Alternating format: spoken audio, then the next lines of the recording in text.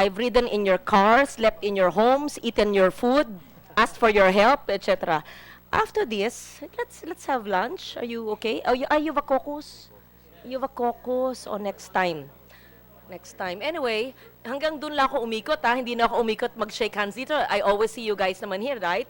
I always call you or no. Sige.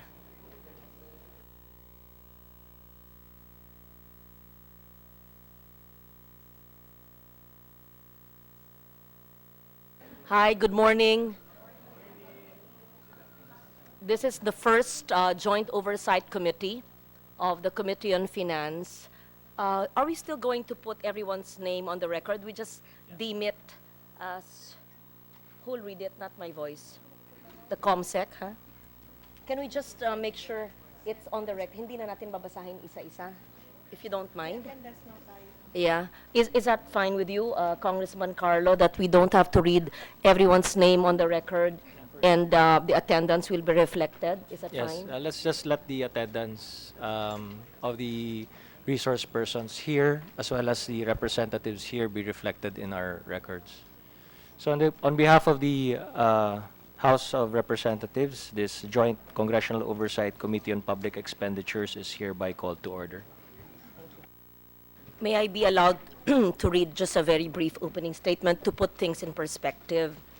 Good morning. Welcome to today's organizational meeting and committee hearing of the Joint Congressional Oversight Committee on Public Expenditures on the utilization of the Quick Response Funds for fiscal years 2016 and 2017 by the Department of Social Welfare and Development, the Department of Public Works and Highways, and by the Office of Civil Defense, which is actually an implementation of the NDREAM law of 2010. You are wondering perhaps why only these agencies have the QRF. Just for everybody's information and implementation, every agency of government can actually access the QRF from the NDREAM.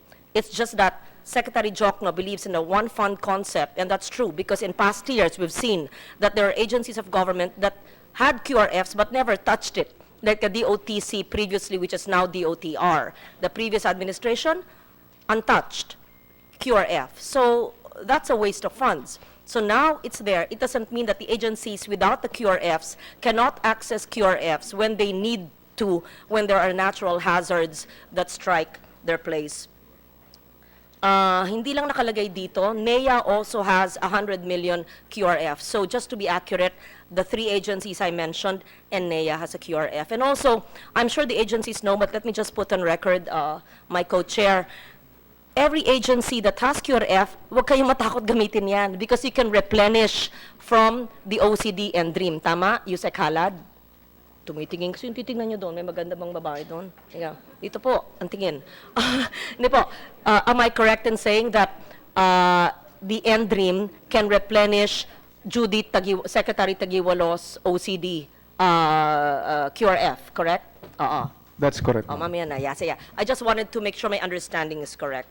So, ito pong apat na ahensya ang may QRF, pero lahat ng ibang ahensya like DA, they can get from you. And kung maubos yung 100M ng NEA, for example, ayan, nandyan si Chairman Lord Velasco, pwede mag-replenish. So, wag tayong matakot. Yan ang gusto ni Sec. Juven Jokno, gamitin ang pera. So, a December 2016 study by the Philippine Institute for Development Studies has taken note that there has been a remarkable increase in the National Disaster Risk Reduction and Management Fund and the Quick Response Fund from 2009 to 2016. The NDREAM Fund rose by almost 9 times from only 4.4 billion in 2009 to 38.9 billion in 2016. QRF allocations mirrored the same trend as it grew from only 653 million in 2009 to around 6.2 billion in 2016. To ensure the quick release of government funds for the immediate normalization of living conditions among affected communities, and I state quick release. We were not late. We were actually meeting in my office with Secretary Ben Jokno and the co-chair Nograles. We were talking about quick release. You really have to do something, OCD, to make it quick, because really it's been the slowest fund. So any response that's slow defeats the purpose of the law of of responding to the needs of people. In fact, you're allowed to preposition, so a certain percentage of the funds is allowed to be used for prepositioning, and we talked about it when you visited the office last year. But in terms of mobilization after a natural hazard strikes, if you are excruciatingly slow, it defeats the purpose. Di wag na tayo mabigay, patay na ang taong tutulungan. So you really have to look at the process and meet with the agencies that will access the QRF para mabilis. So OCD, DBM, and the agencies concerned. So we've seen that, let's say, in the Kidapawan problem, remember? When QRF was not given in 6 months to 1 year, that made the people protest in Kidapawan, na nahuli, napatay, etc. We don't want that happening in this administration. So as one of the most disaster-prone countries in the world, with a total of 130 million affected people over the past 20 years, according to United Nations Office or the UNISDR, it is imperative that all concerned agencies utilize their existing resources immediately and efficiently to enable devastated communities to bounce back and build back better in the shortest time possible. On this note, we thank all resource persons for being present here today, and we would request DBM and the agencies of government to embark on a massive IEC campaign on the QRF and the NDREAM, because not many people in government and LGUs and even perhaps congressmen know how to access this. Whenever I face people in need, Bicol, Congarbin, and your mayors asking for help, I said, you can actually access the QRF. And then when I talk, let's say, to very local, Lubang, people from Lubang Island, whose DUs were devastated by Typhoon Mina, not Asik Mina here, but Typhoon Mina. So they're asking funds from me as chairman of finance. I said, don't you know that we have 100 million in NEA, which NEA should not be scared to spend, because you can ask and dream for replenishment. They don't know. So I think, Sec Ben, may I suggest, or with PIA too, to implement a massive information campaign, because we only have a 12-month cycle for our funds now. I talk too much. I yield to the chair. Thank you. Thank you, Madam Co-Chair. Good morning, ladies and gentlemen, our resource persons and colleagues from the House of Representatives and the Senate. The Joint Congressional Oversight Committee on Public Expenditures actually plays a very vital role in checking the expenditures of government, while the co-chairperson and I are respectively chairpersons of both the Committee of Finance in the Senate and the Committee on Appropriations at the House of Representatives. Our job does not end after we pass the budget. In fact, we have agreed to make the Oversight Committee more active, so much so that half of the year, the second half of the year, will be talking much about the budget process and allocating the respective budgets for the respective agencies. But the first half, we will be devoting solely on using our oversight functions to find out whether or not the money that we've allocated to the respective agencies and department is actually utilized and spent well. So this is our first joint hearing, and we saw it fit to conduct the joint meeting talking about the NDREAM Fund, Calamity Fund, the Quick Response Fund, because we've been hit by so many calamities, and the representatives that we've invited here this morning are actually those that represent districts that have already declared their areas as in a state of calamity. And I've been hearing from them complaints about how government is slow in accessing the Quick Response Fund, accessing the Calamity Fund. And in fact, in 2016, we've seen a sort of underutilization of that fund. There's so much savings on the Disaster and Calamity Fund in 2016. And my fear is in 2017, unlike the previous budgets where we can utilize the fund for 2-year period. For 2017, we've passed a budget wherein we're supposed to consume the fund in a 1-year period of time. So in other words, if we're slow to tap the NDRIM fund, if we're slow to tap the quick response fund, then that will just revert to the treasury. And sayang para sa mga kababayan nating na tinamaan ng mga salanta at tinamaan ng kalamidad na makita na marami tayong pera sa calamity fund na hindi nagagamit. So ito mga representante natin sa Kongreso ay nagtatanong sa akin kung paano ba natin matap ito. And I hope that we'll use this venue as a way for you to explain to them how their respective districts can utilize and use and tap the fund and how it can redound to the benefits of their citizens. So for purposes of expediency, I'd like to also manifest that actually the House of Representatives will be calling for an all-majority caucus at 1:30 p.m. In the House of Representatives. So, Madam Co-Chair, let's just speed things up. But whatever we discuss here, I think we won't be able to consume all of the issues and we won't be able to resolve all of the issues. It will be a continuing process in exercise of our oversight functions. Madam Chair. You already announced that we will adjourn today, but we will create 2 subcommittees of both houses. Yes, You Madam will chair Chair. the committee with 5 members. Is that accurate? Then I will chair the committee here so that we don't have to have a joint committee. Will you announce it now? Yes, as pursuant to the agreement between the 2 chairs, after the adoption of the rules of procedures, we will create 2 subcommittees. The subcommittee composed by representatives of the House of Representatives and a subcommittee composed of members of the Senate, so that separately we can conduct our own oversight in our respective houses. For purposes of expediency, because it's difficult for us to coordinate our time and schedules between senators and congressmen. So upon the adoption of the rules, we shall be creating that subcommittee, Madam Chair. Is it 5 plus 1 or 5 including us? What is your preference?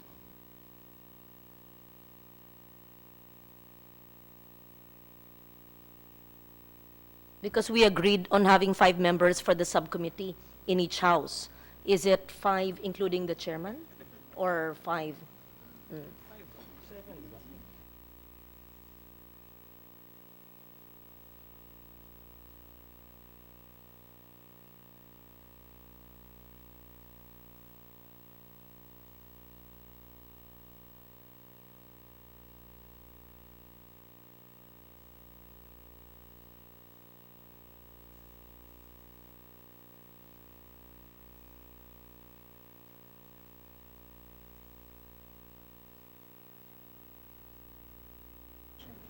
Mag-adapt muna tayo.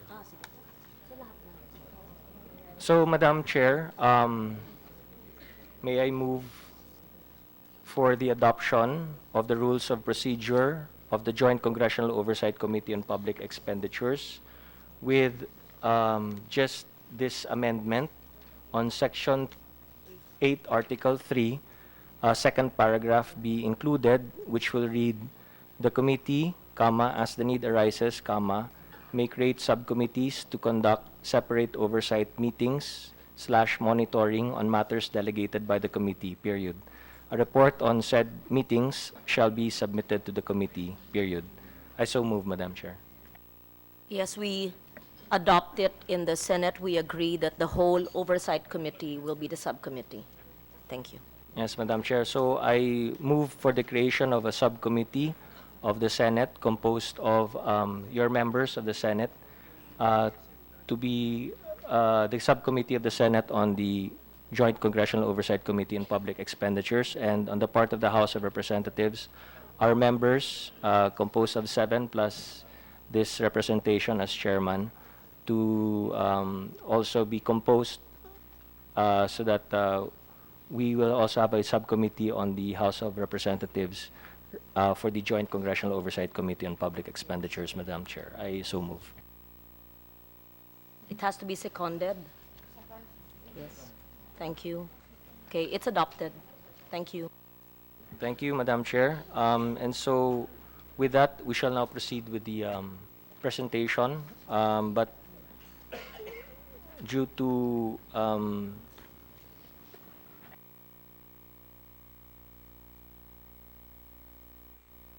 We recognize our Senate President Pro Tempore Frank Drilon. Thank you for joining us. We proceed with the presentation of DBM first. Secretary Jokno. Thank you very much, Chairperson Lauren Legarda and Chairperson Carlo Nograles. Your honors, this will just take 10 minutes or not more than 10 minutes to give you an overview of the 2016 releases, then the status of the 2016 and 2017 budget of DPWH and DSWD, and the status of NDREAM releases for 2016 and 2017. All right, so next slide.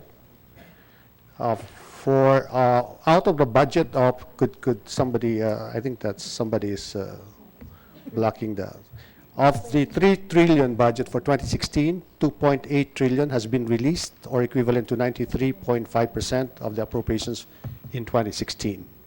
But if other releases are included, it will total 2.9 trillion, or 96.6% of the 2016 appropriations.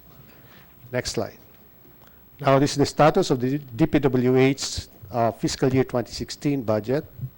For fiscal year 2016, the total appropriations for DPWH is 482 billion. It is broken down as follows: agency specific budget, 384 billion. Transfers from other agencies, 85 billion. Automatic appropriations, 12.8 billion, for a total of 482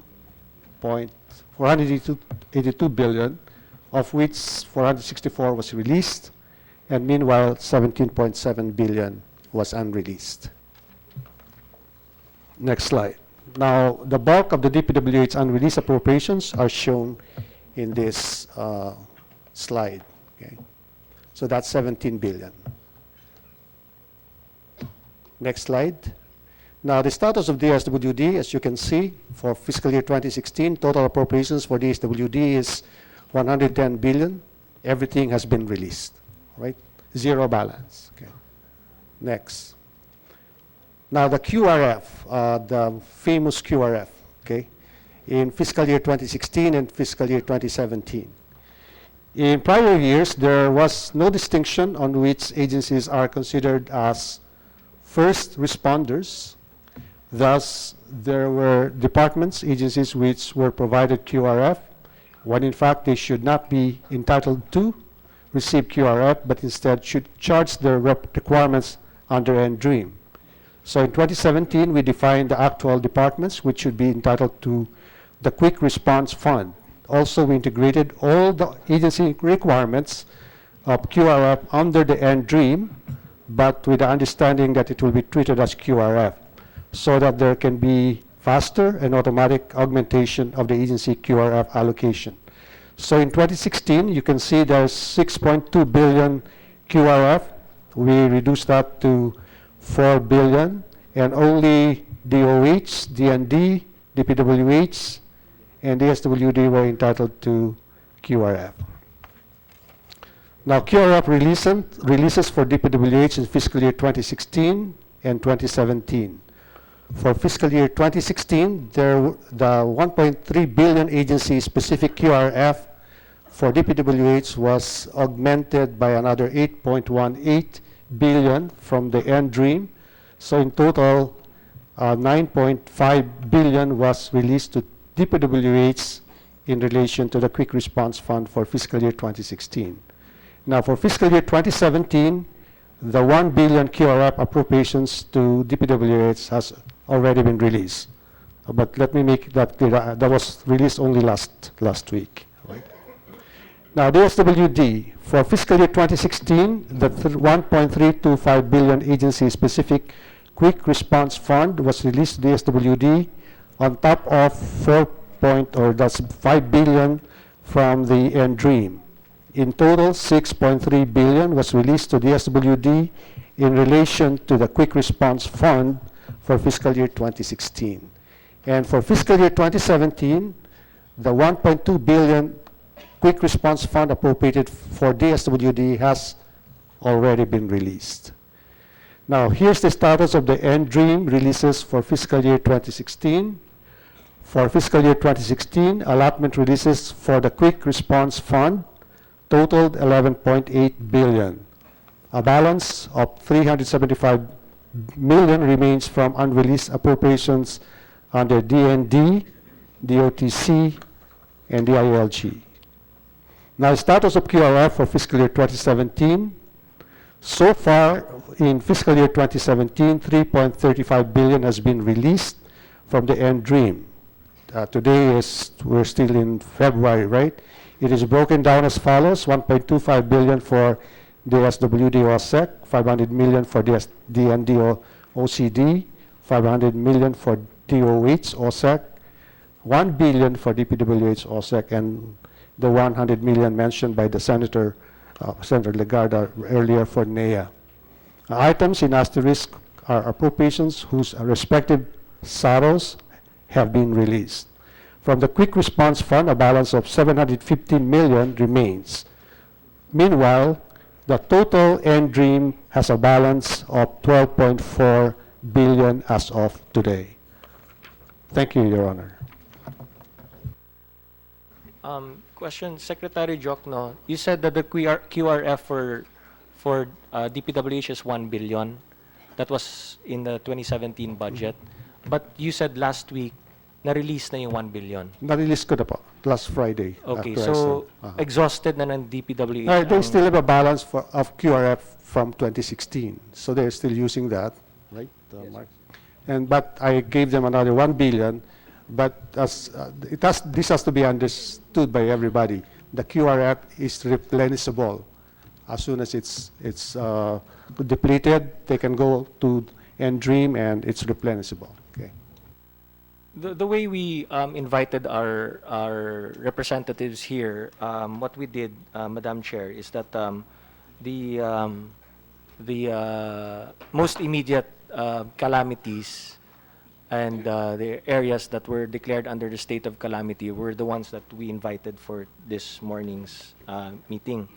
So particularly, we're looking at the Typhoon Nina that happened in December of 2016.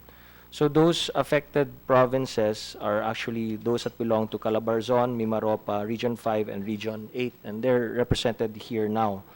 Nina, they were declared under state of calamity somewhere between December 26, December 27, and up to December 28.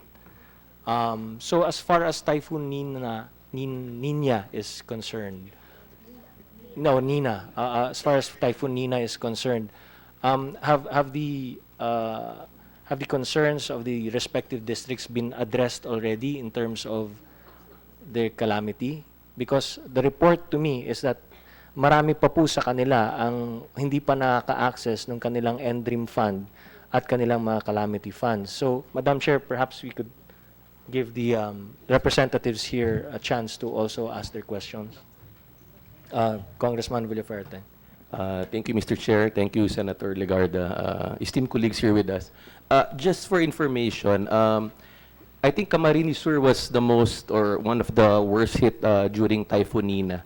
And I noticed during the presentation of Secretary Jokno, sir, that you have already released 100 million for NEA, for under the Quick Response Fund.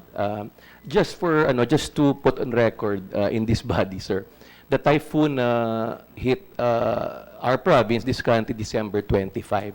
And as of today, the provincial capital complex has still no power. And the reason that NEA gives us is that wala raw silang pera. And they are charging the provincial government, it's a complex, sir, 700,000 to repair. Just for the information, in that complex, sir, we have 500 rooms tourist complex. We have tourists running on generator for 2 months. We have a 3,000 seat capacity call center who already wants to leave our complex because up to now there's still no power. So, this is, I understand that you already released. Maybe The reason for the quick response fund, sir, is quick action. So that's my first point. Second point is for in aid of legislation or maybe an amendment to the how to tap the quick response fund. The mere word quick should be, maybe 1 week, 2 weeks after the typhoon has hit the area. There should 7 be. days, can we agree? I'm sorry to interrupt, El Rey. Can we make it 7 days? Yes, Yeah. ma'am. That's The- even the- slow. For I think it should be 3 days, ma'am. Anyway, that has to be decided. What I'm saying is, there is a process, ma'am, that the fund cannot be tapped because there is no damage report that has to be validated. The problem is, if the damage is really extensive, like for in our province, it will take you 2 months to finish a report. In fact, I understand that the NDRMC is still finalizing the report for the damage 2 months after the damage has, experienced the damage. So it defeats the purpose of the quick. And as a point, Your Honors, we were badly hit in the Typhoon Glenda. It's on record. But the province of Camarines Sur has not received assistance during the Typhoon Glenda, ma'am. And these projects have been validated, verified. It is not the problem of this administration, sir, because this happened during. But what I'm saying is, in aid of legislation, in aid of helping the people, 2-3 years after Glenda has hit our province, we have not really, received full assistance. And then here comes Typhoon Nina, which hit us on Christmas Day. Sir, sandali lang po. Thirdly, traditionally, everybody here, the province of Camarines Sur, we are a typhoon-prone province, we always get hit by these typhoons, and we normally tap the assistance of international donors. Because, the government is not quick enough to respond. Our problem, this Typhoon Nina, Your Honors, Madam Chair, is that we cannot ask money from international donors because they said that the government and the RMC has not requested a call for financial assistance. Our problem in Camarines Sur, Madam Chair, Your Honors, is that over 50,000 houses were totally damaged, on record, with pictures, verified, validated, documented. We have pictures. But, we have limited funds to address this issue. So we are tapping the international donors, particularly the International Organization of Migration, but they said that they cannot release money. It's hard for them because there is no call for financial assistance that was asked by the government. When I asked people in the NDRC earlier, in fairness, sabi, marami naman tayong pera. But the problem is, we have money, but the essence of the Quick Response Fund should be, fully implemented. Last issue, ma'am. Last issue. I noticed in the QRF presentation by Secretary Jokno that for 2017 they have qualified QRF in agencies that really need most. But I noticed, Secretary Jokno, how come there is no QRF fund for the DepEd? Was it already released under the DBWH? The reason I'm asking this, Mr. Chair, Madam Chair, is with regards to DepEd is because the schools are the traditional evacuation centers during calamities, typhoon. In Camarines Sur, 80% in the areas that hit the province, most of the schools were devastated, damaged. In fact, at the height of the typhoon, when the people were evacuated, the children, the parents are already in the school, but the roofs flew off. So what I'm saying is that has to be addressed immediately, because if another typhoon hits us in the next few months and these evacuation centers are not in place or repaired, we will have a problem and we will have casualties. So thank you for giving me this opportunity. I thank Kong El Rey. As always, El Rey is very alert, lucid, and micromanager as if he was still the governor. He knows whereof he speaks. It's important that we address the concerns, very local, in Camarines Sur of former governor and now Congressman El Rey Villafuerte, because all agencies that he mentioned must answer in this hearing today, because I am certain that this problem, and we see it, exists in all other constituencies. So if we are able to resolve it, then hopefully this new government for the next 6 years with the OCD will act faster along with the agencies of government. Can we address first the issue of the unelectrified Capitolio of Camarines Sur. Is a problem an issue of NEA? Because NEA is the overseer of the local cooperative. So my question is you are powered by your local cooperative. So it is not NEA that's supposed to power you. It's your cooperative that should provide you the access to power. NEA just has the funds, but NEA is supposed to download the funds to your local cooperative.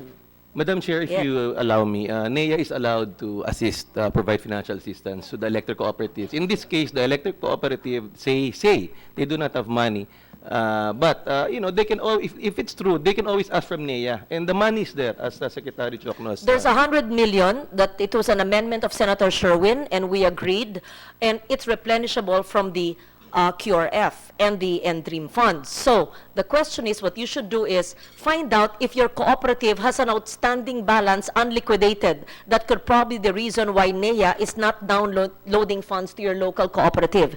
And find out what is the problem. Is it a problem of transmission, distribution system, or is it a problem of your genset na sira at walang pampalit na parts? So whether it is the generator or the distribution lines or transmission lines, your cooperative should fix that and should request from NEA. So my question is, has the cooperative of Kamsu requested it of NEA? Has NEA requested it?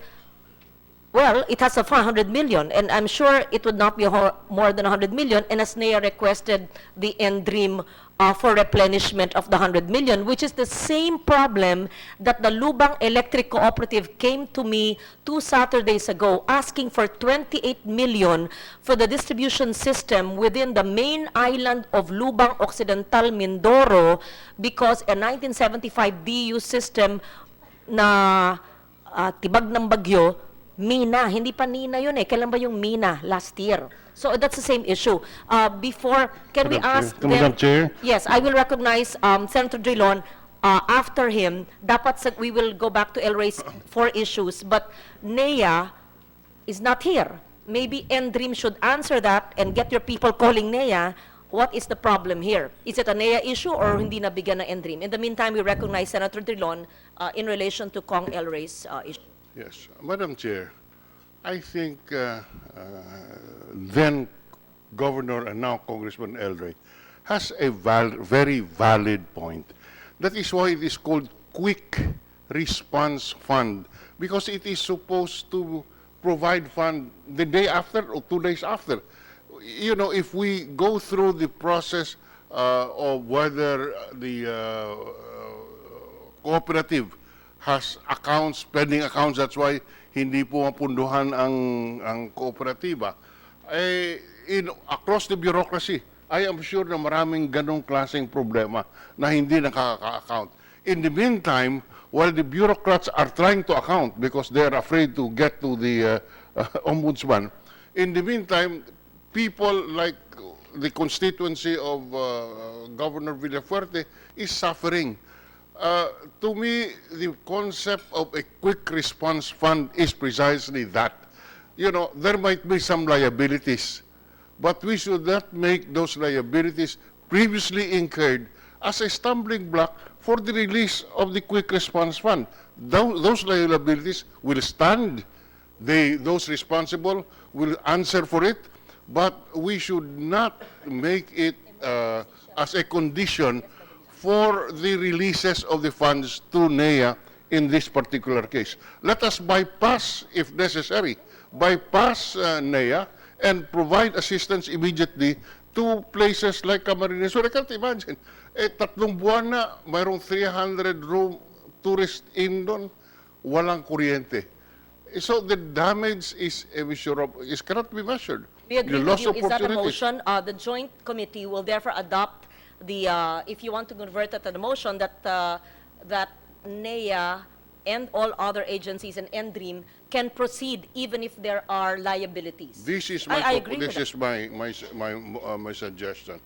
If there are outstanding liabilities or outstanding funds which has to be accounted for, outstanding advances, that should not stand in the way of an immediate release to the agencies concerned. But we are not saying that we should forget all the liabilities in the past. Just put them aside for the sake of the people who needs these funds. So if we can, I so move, Madam Chair, under those circumstances.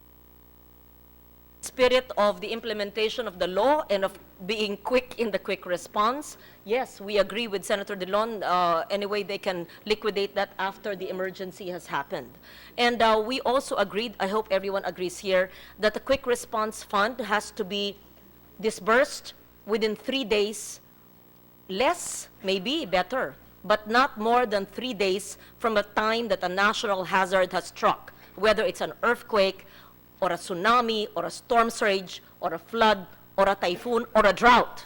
So not 3 months, 3 days. Madam Chair. Madam Chair, Excuse me, Madam Madam Chair, Chair. Madam Chair, Madam Chair. may I know from the point of view of the DBM whether in fact two things. Number one, kaya bang 3 days? Number two, is it a requirement under the law or under some administrative order that before further releases can be made, the previous releases must be liquidated? Is there some regulation? I agree with you, Senator Drilon, that that should not matter. If there's an urgency, we have forget about pending liquidation, right? So there's no such thing, I think, under the law. Yeah, we just want to know You if, see the Stability Secretary here, she can actually release the money right after the typhoon. yeah, because if there The is same a, day, if necessary. so there is no law nor administrative regulation which would prevent releases if there are unliquidated previous releases. As you see, Your Honor, on the part of DBM, we have actually released the money to the line agencies. Yeah, but is there some audit rule or something that Madam somebody tell Chair. us? I don't think so, Your Honor. Madam So there Chair. is none. If there is none, then there is no... Madam Chair, can I give an input? Madam Chair, can I also ask to be recognized after? In relation to that, the question of Senator We will Drilon, recognize, who is the one speaking? Ah, yes. can I just comment We will briefly on finish the already. question of Senator Drilon? There is an administrative order that you cannot release funds if it's unliquidated. The agency is concerned. You can, you've done your role of releasing, sir. But the problem is, in the implementation level, regional, provincial level, they're mandated to liquidate as per COA rules, government accounting procedures. That is the problem. So over and above the issue of quick response fund, Madam Chair, Senator Drilon, these people, these negligent government officials should be charged administratively. Because, as you said, the essence of quick is immediate. But then again, their hands are tied with these administrative orders. Either they're negligent in their duties, or there is really, their hands are tied. And again, this is from the ground, DSWD, ma'am. We had the typhoon, and we were asking for funds in the regional level. They said that we cannot release any assistance until there is a validated report. So that is a requirement, the validated report. This is post-disaster, mama. This is not pre. This is not the pre. May I reply, Your you. Honor? I understand that this rule mentioned by the good congressman applies to local governments, but not with respect to us. Okay? Means that So the national agencies... COA Yes. rule applies to them, Ah, not to us. Good. Okay. So national agencies may disburse ASAP, even with pending liabilities. The fact that the SWD has done it, it shows that agencies can do it, right? Okay, so we're correcting the impression, and the Secretary himself said, based on the recommendation of the Senate President pro tempore, that indeed national government agencies can disburse funds from the NDREAM QRF and can disburse to the LGUs in need. Okay. But ang problema sa LGU is that, as Secretary Jokno says, pagdating ng pera sa LGU, kung mayroong unliquidated previous releases, the LGU will not dare implement it because masasabit sila sa ombudsman. You must understand the people below. If that is the rule, they will not move. Oh, hindi naman sila mag-implement. For example, kuryente, hindi naman sila i-download yung pera eh. Mula sa NEA, nakapark na yung 100M. So bakit hindi gumalaw yung NEA nung Desyembre? Sa bagay itong 100, ngayon lang Enero to eh. Pebrero lang. But then, they could have access the NDREAM in December nung bagyo. At dapat. So let's try them, ask NEA to already download to you, not to you, to your area, to fix the problem of electric power in the municipio, in the provincial capital. That's just NEA. And how about the others? Madam Chair, may you Andali. recognize Secretary Maybe, Taguiwalo? okay, we'll recognize Secretary Taguiwalo, especially in relation to the second problem of Kamsur, for example, on the emergency shelter assistance. He mentioned about the need for emergency shelter, and that's under the SWD, and you have a QRF, and you have a big budget. Yes, Secretary. Yes, thank you, Madam Chair. Secretary Jokno is correct when he says that right after the disaster, the department is ready to provide relief assistance, whether family food packs or non-food packs, and they're already prepositioned, and the augmentation immediately goes, we facilitate that, and I think recently in Surigao, we're done with the relief assistance within 1 week. We have completed all the areas. The question of the emergency shelter assistance is another. It's early recovery. So it is not QRF per se. We can download 5,000 pesos each, but we need to validate. So we need to validate because it is a COA requirement. And I think the honorable congressmen and women need to understand that while we want to download the money immediately, we have to validate which residents have totally damaged houses and which ones have partially damaged houses. So the QRF we get from DBM is for the immediate relief. But for the ESA, which is 10,000 pesos for partially damaged and 30,000 for totally damaged, takes time. No, takes time, and I think the DBM is correct in ensuring that we have to be sure that the money we are going to download to the, we don't download it to the local government units, we do it ourselves, but we work with the local government units in terms of disbursing the amount. So, Representative, is that okay, Villaferte? The immediate assistance is given immediately. The ESA is another. Just to clarify, as author of the NDREAM law, I don't think we specified that quick response only means food packs. Ma'am? I just wish to clarify that, unless I stand corrected if someone will say here. Because the essence of quick response would be holistic, whether it's water, food packs, latrines, portalets, and emergency shelter. So, can the NDREAM Executive Director bear me out? Yung mga pambubong o pang toilet, etc., pwede yan gamitin ng QRF, hindi ba? DSWD, or bawal ba yun? Because I am informed now na bawal gamitin yung food pack lang. I don't think the MDRI law specified only that kind of immediate assistance. Pwede ba ang emergency shelter, yero, at saka latrines? Can that be Yeah. Ma'am, accommodated? just a quick May I interjection. correct myself, Yes, Madam Secretary. Chair? I think you are correct in terms of quick reaction, quick response is not limited to family food packs. It's holistic. But the question of ESA is a question of huge amount of money. So right now, we're looking at Lawin, 152,000 total damaged houses, and Nina, 248,000 total damaged houses, which requires around 5.9 billion in terms of, so the DBM has downloaded to us the quick response fund for immediate assistance. But for Nina, our request is still ongoing. And here, the validation is important. I think DBM is correct in saying we need to validate. Okay, first, we hear from Yusek Halad, if the immediate response, yero at latrines, o yun muna, qualified ba ang QRF doon, then I will go to the emergency shelter assistance. I have something to say about that. Yes or no lang po? Sinabi ba ang QRF lang ba ay pagkain lang at tubig o pwede rin yero para lang may emergency shelter sila?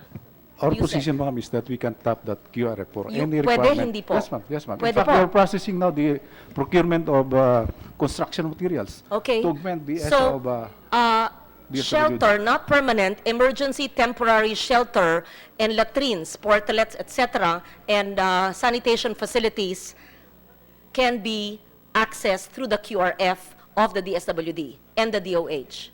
Is that correct? Yes, ma'am. I Okay, agree. so pwede po. Now, yung mga pagtayo po ng permanente ng bahay, yan ay hindi man pwede sa QRF, but I think pwede rin. Sabi mo na hindi pwede, pwede yan sa NDREAM. So again, we should speed up the utilization and implementation of NDREAM. Kaming author ng batas we know that QRF is immediate. Kailangan may maiihian, kailangan may mainom tubig, kailangan may makakain pagkain, kailangan may bubong, kailangan may walls dyan. Pero yung permanenteng bahay, pwede yan sa NDREAM. Ngayon, kung gusto natin 3 araw ang QRF, yung NDREAM, ang facilitation yan, what is realistic? 2 weeks? 2 weeks to 1 month. Wag naman 3 buwan, wag naman Typhoon Glenda pa, 1 taon na yata yan. Ang bagal-bagal talaga ng, sa totoo lang, mula ng tinatagyang NDREAM na yan, napakabagal. Mabuti pang i-abolish na lang siguro, even if I'm the author of the law, at bawat ahensya na lang. Ang bagal-bagal, sorry maski sino nakaupo dyan, ang bagal-bagal talaga.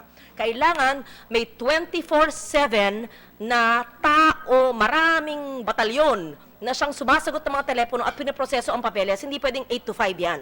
In fact, I will suggest that the NDREAM office will have just like DPWH, ang utos ng DBM, mag 24/7 construction all over the country, NDREAM should have 24/7 intelligent, fast-acting people who will coordinate with every agency of government. Can we request that of the OCD NDREAM? Militar tayo di ba? Kaya military sanay dyan. I'm not saying kayo po ay 24 hours ay matutulog. Mag-assign po kayo ng officer in charge so that at any one time, when a typhoon hits, Secretary Mark and somebody can call an OIC. Congressman here can call anyone. You have an OIC. When you're out of the country, Yusek Halad, si ASEC Purisima will do that. And if you're both out of commission, somebody else will do that. Can we request that? So, a fast-acting, permanent, 24/7 task force to address the needs of the 1,632 municipalities and cities all over the country. Can we have a more proactive NDREAM? Yes, thank you. Opo. We have to strengthen the structure, ma'am, and that does not only include OCD, but all the Yes, all agencies. agencies Yes. identified in the Yes. NDREAM law. Opo. We will not talk about those details now. So that is just the request of the Senate and the House who are funding you na ang dami-daming pondo. And by doing that, hindi lang kayo OCD, syempre maliit yan. May component ang DP, ang DS, ang DA, ang DepEd, lahat po, maski walang QRF, kasi 4 lang ang binigyan. Para yung problema ng NEA, kasi kung merong ganun nakatutok, hindi 3 buwan yung problema ng NEA, nalaman na kung ang problema, genset, baka wala lang diesel, baka sira lang yung transmission. Na-assess na yan by now. Madam Chair, may I therefore make a motion. Yes, Senator Drilon, please. There are 2 aspects of the problem. The first is the release. The second is the implementation. All right. On the release, I think it's solvable today because we can just adopt as a resolution of this committee that the releases of the Quick Response Fund be exempted from the COA rule that we should liquidate prior releases. Madam Chair, can I repeat the motion?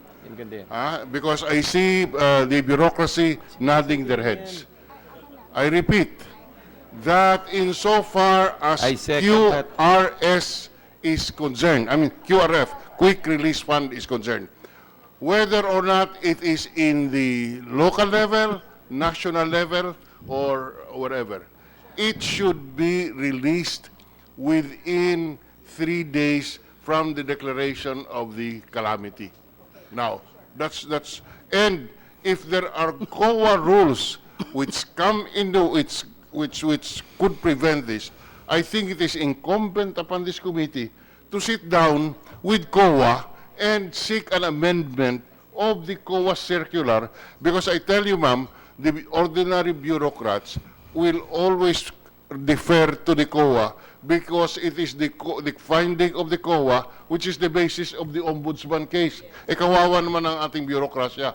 Kaya matatakot yan. So I repeat, that is the motion that the release of the Quick Response Fund should be exempted from the COA regulation, that previous releases should be first liquidated, and that the representations be made with the COA that this rule be adopted and the appropriate COA circular be issued and or amended. Second the Recognize motion. Senator Cynthia Villar, and we accept the motion. Can we act on the motion Can we first? act- Second the motion. Second, are there any objections? We adopt it. And I would also like to seek support for my, I convert into a motion for the creation of a 24/7 NDREAM, proactive NDREAM, along with the agencies of government that can address the needs of our local constituencies.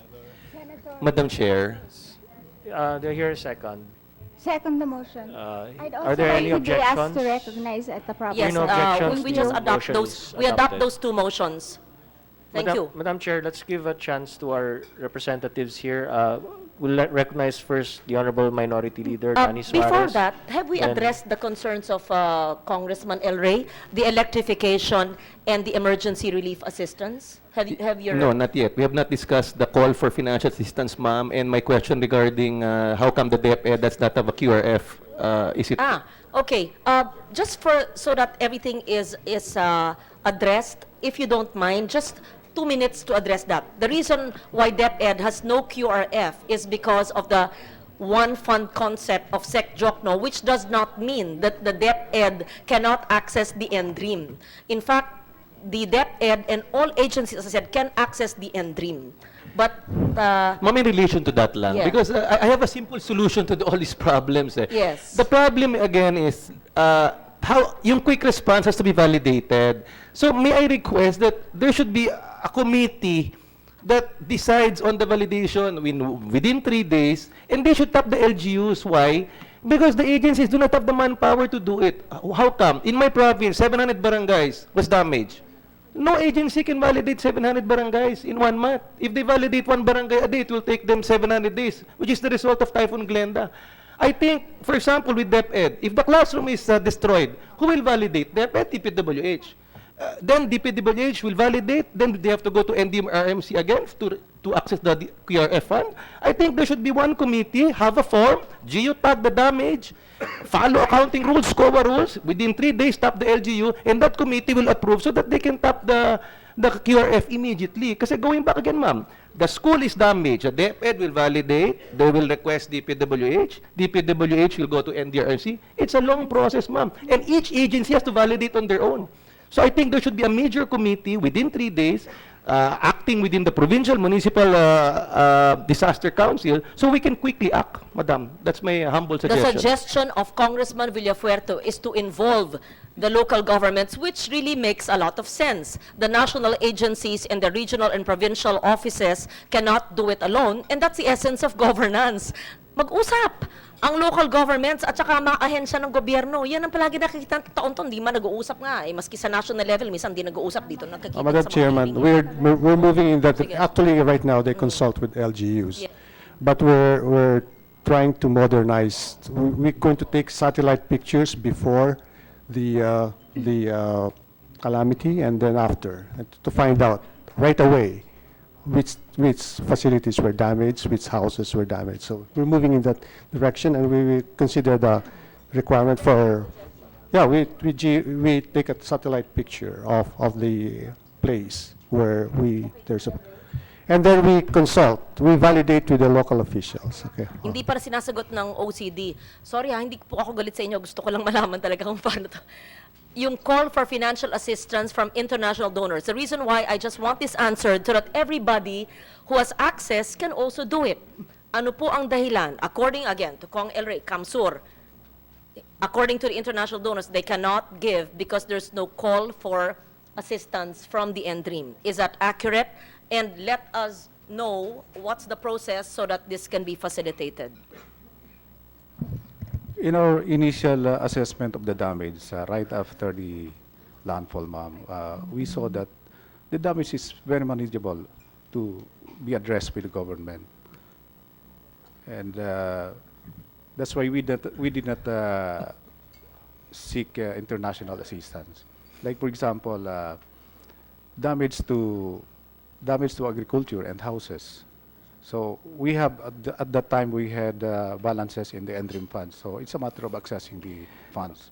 However, you will see in my presentation on the accumulated requirements for NDREAM funds. That's why we may have to consider legislating additional NDREAM funds before the year ends. Just to correct that, no, I invite the NDRMC and everybody here, visit the town of Buhi. The congressman is here. 5 towns for ground zero.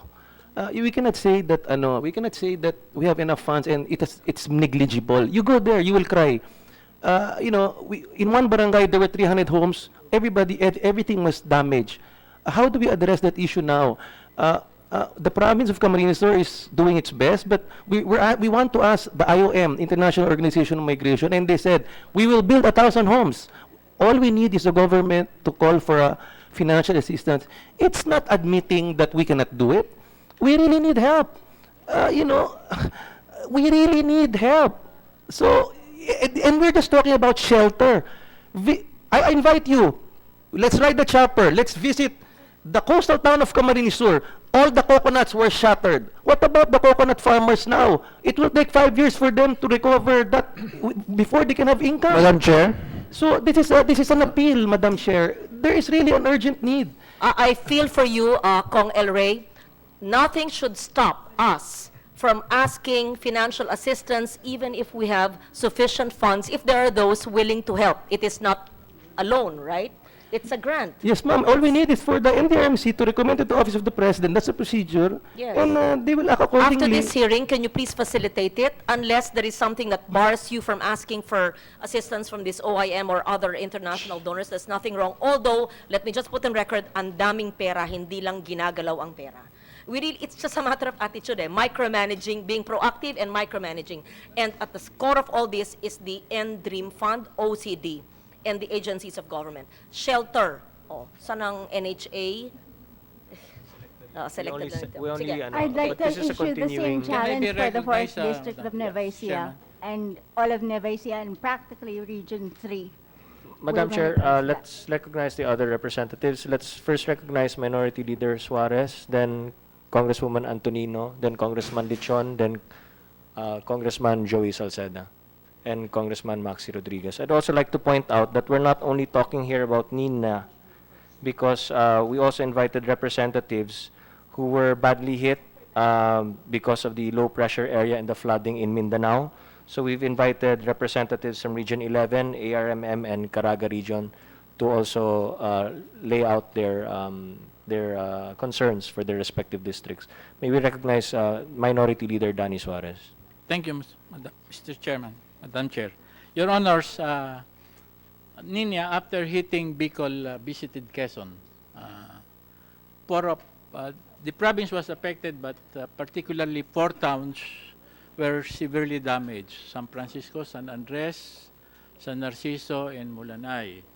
And on this hearing, I would like to make a statement that DSWD propositioned the food packs before the typhoon. Habang yung bagyo ay nasa Kamsur, DSWD with the local government nagpadala na ho ng food packs. And we would like to take note of that. Sana ho ganun tayo. Bago dumating ang typhoon, nandyan na yung naka-ready na ang relief. And I think that should be a point of consideration that this committee should consider. I would like also to appreciate the effort of DPWH. 3 days, ayos na ho yung mga bridge. The electrification was not NEA, but it was Meralco who sent their team to reconnect our fallen electrical wires and posts. Now, my problem, Your Honors, is this. 350,000 trees were down. Malakas po talaga yung bagyo. And how do we replenish 350,000 trees? Can we tap QRF yan? Coconut, no? Ba, 350,000 trees, and that's 30% of the total coconut of Quezon is in that 4 towns. Now, my question is, where do we get the replanting funds? Authority. The problem is, our DBM, Mr. Minority Floor Leader, they brought down the budget of PCA from 4 billion to 1.5 billion because of underspending. So I don't know where they're going to get the money now that we have to replant coconut trees. I guess if that Secretary- can qualify under NDREAM. Can PCA or DA tap? They can, right? The NDRIM fund.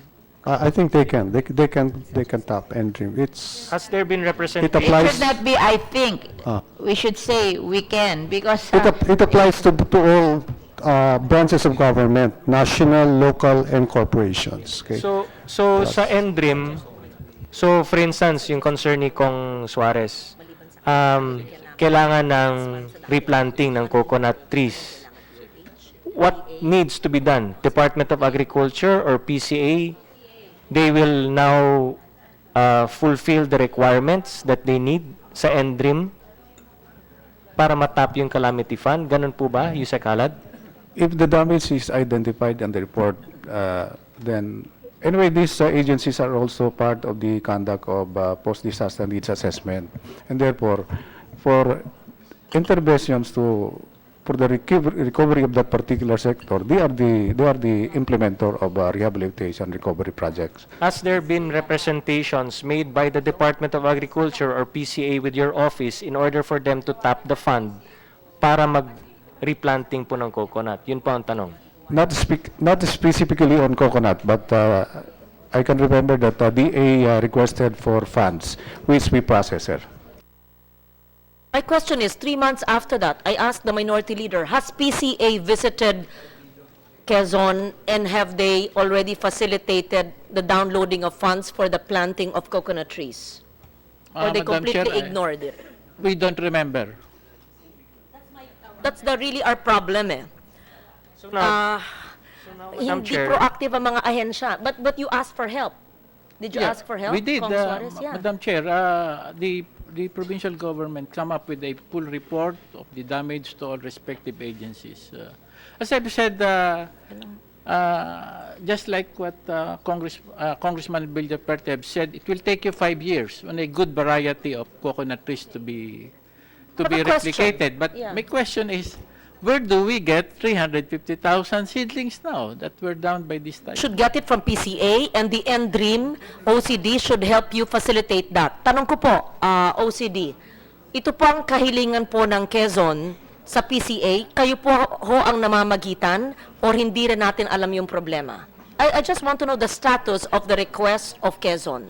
Iba pa po yung kay El Rey. Kasi dapat alam, dapat omnipotent, omniscient ang NDREAM at 24/7, merong tao, naka-database lahat yan, alam ang nangyayari sa buong bansa. Glenda man, Niña man, Mina man, Sendong man, dati pa, Pablo, etc. Lahat nabigyan na. Dahil ang pondo, sagot namin, may pera. Correct. Madam Madam Chair, Chair, ang tanong So, kasi ay, dito, ito muna, yung coconut. Alam ba ng NDREAM ang coconut na pangangailangan ng Quezon? Meron bang staff kayo na tumawag na sa PCA para i-assess? Nabigyan na ba ng ilang coconut from the 350,000? If NDREAM will tell me now, we don't know that there's a need in Quezon, then there's a failure of governance in this Madam country. Chair. Yes. I just want an answer from NDREAM. Do you know the need for 350,000 coconuts for Quezon? Tanong ko lang po, kung di natin alam, aminin natin, di natin alam. I'm not aware of any request from PCA on that See, one. there's really a failure of coordination. So, there's a need of 350,000 coconuts. There's 1.5 billion pesos in PCA. Maski ba binagsak dahil hindi sila gumagastos? Eh, di ba po, ang NDREAM, dapat pag may bagyo, alam natin ang needs ng lahat ng bayan. Bakit hindi tayo nagko-coordinate sa DRR officer ng probinsya ng Quezon, kay Gov. Suarez, at sa DRR officer ng bawat bayan sa distrito ni Kong Minority Leader? Yes, Ma'am, Madam Chair, I dito natin directed the nakikita submission yung of, problema kasi is sige. that tama yung sinasabi ni Madam Chair. Dapat, ang imagination kasi naming lahat, yung NDRIM, kasi kayo ngayong lead agency, meron na kayong checklist. Di ba? Infra, agriculture, shelter, quick response, lahat yan, china-checklist nyo every time magkaroon ng kalamidad sa isang bayan. So dapat you go through that whole checklist, meron na kayong standard procedure on how to respond. Yun ang imagination namin lahat. In fact, kalahati lang yung response. Tama yung ginagawa ni Sec Judy, naka-preposition na beforehand. Oh, so dapat naka-preposition na bago pa lang dumating yung bagyo na ina-announce naman pag-asa 7 to 10 days before. Tapos, titignan nyo ang PDNA pagkatapos at binibigyan nyo through the, hindi naman kayo ang nagbibigay parang taga-coordinate lang po kayo. Kayo po ang mga mandando sa pag-respond after.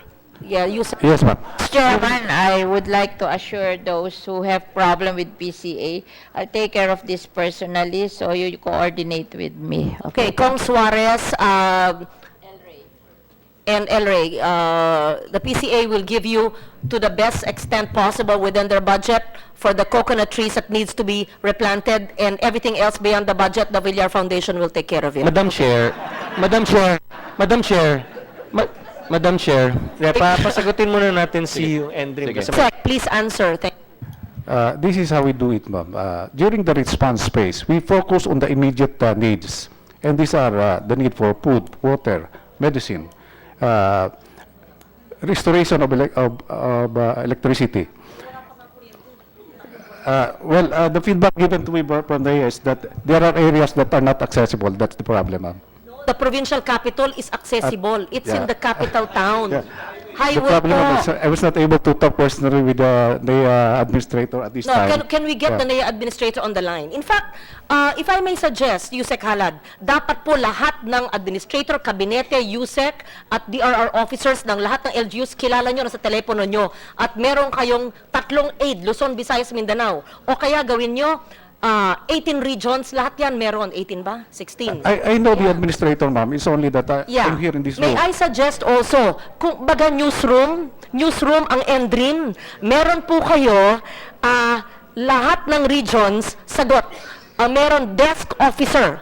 In short, whatever is happening in the country, there's a desk officer for every province. So if you have 80 desk officers, o make it per region na lang, sagot niya ang nangyayari doon. At siya rin, sagot din niya ang preposition at ang PDNA na ginagampanan sa DA, DPWH, DSWD. Ganon. Para at any one time, when we ask you, we do not expect you to know everything, you can call your Region 5 desk officer and that person will know what's the status of the 350,000 coconut trees in Quezon, for example. Ganon lang po. Madam Chair.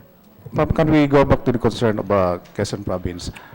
For the Plenina of Quezon, of Calabarzon, it's not yet completed. It's still in the region. So that's why, and we are done with the response phase. We are now transitioning to rehabilitation and recovery phase. That's the phase wherein we're encountering problem in the access of entering funds, because we need project proposals from implementing agencies. We cannot release funds, we cannot recommend the release of funds to DBM based on the matrix. Chairman. Com- Madam Chair. I may respond to the statement of Congressman of Yusek Halal. Nagbigay na ho kami ng report kung ilan yung na-down naming coconut trees. We have reported that already. My point is this, as we are discussing here, we still have a problem of this particular portals. What I've said, 30% ng lahat ng nyug namin nakapokus doon sa 4 yan. Malaki ho ang Quezon. Calabarzon ho, pag samasamahin mo yung Calabar, malaki pa rin ang Quezon. That's how much is the area that we covered. But that particular port towns is so special na nandun lahat ang aming nyog. Saan po ang inyong proposal o hiningi? Ano Hindi, po? ang point namin, na-submit, hindi ko naman alam ang procedure, Madam Chair. But what I'm said, we've done our homework. But we haven't really gotten a reply up to now. Okay. Who is going to give Madam us... Chair, going back to that problem, we before have to that, excuse validate me, it. Eric. That's the delay. May I request, as chairman of the Committee on Finance in the Senate, along with the Committee on Agriculture, Environment ka? Finance. Vice Chair of the Committee on Finance. No, Can no. you- Can you give us a copy of your proposal? And I want to know, to whom did you submit it, when, in NDREAM, and I want to know if indeed it did not move, why it did not move, if the person is still on Christmas break. No, we have to see that eh. Nakakainis talaga.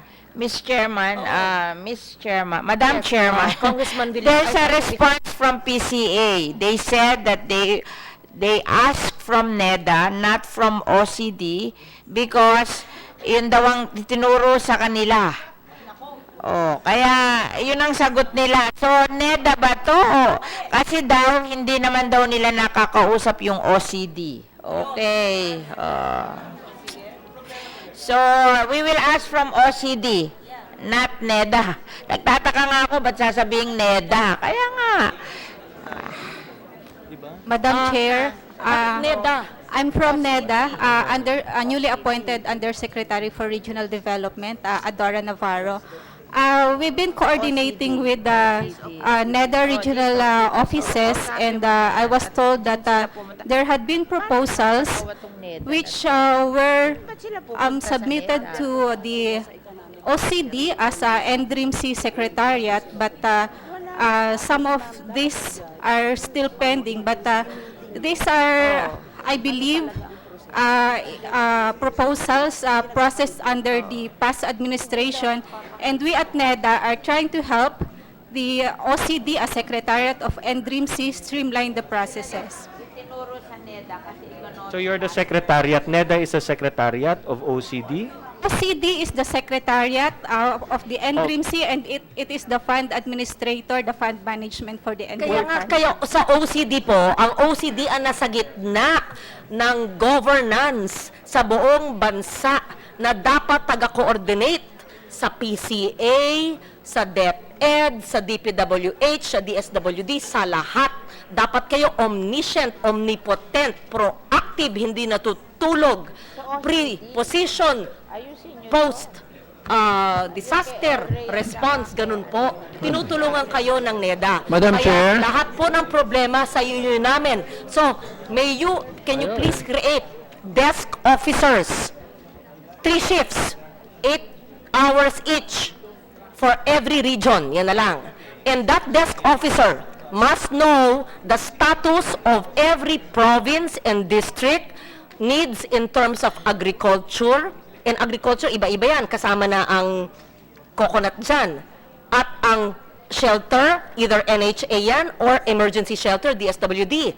At saka health and sanitation needs, DOH, and public works, etc. So, yung desk officers nyo per region, dapat alam yan. Simple lang na trabaho yan. Mga pupusok. Kailangan attitude. Hindi 8 to 5, umuwi ng alas 5. Hindi ganun. Hindi, walang tulog na tao na kayang i-access. Tapos, yung desk officers na yan, ang taga-compel sa ahensya na gumalaw. Tapos, lahat ng congressman at senador at mga governor alam nung number nung desk officer na yon. Tapos lahat sila nagre-report kay Yusek Halad. Yan, so we operate the NDREAM like a newsroom. Hindi natutulog. So we will adopt No. the suggestion of Chairperson Legardo. I don't know if you Madam agree. Chair. Madam Chair. Oh. May we now Kasi kung kaya recognize... naman ni Sec. Judy, tingnan proactive, pinuri siya ng mga congressman. Kung kaya ng isang ahensya, ba't hindi kaya ng buong gobyerno? Ilang taon ba si Sec. Judy? Kaya pa niya. Madam Chair, we'll now recognize Kong Antonino. Then after Kong Antonino, Kong Lichon, then Kong Salceda, then Kong Velasco. Hi, good morning, na naman. everybody. I really have a big problem with the QRF because my district is also, and in general, Nueva Ecija and Region 3 were very often hit.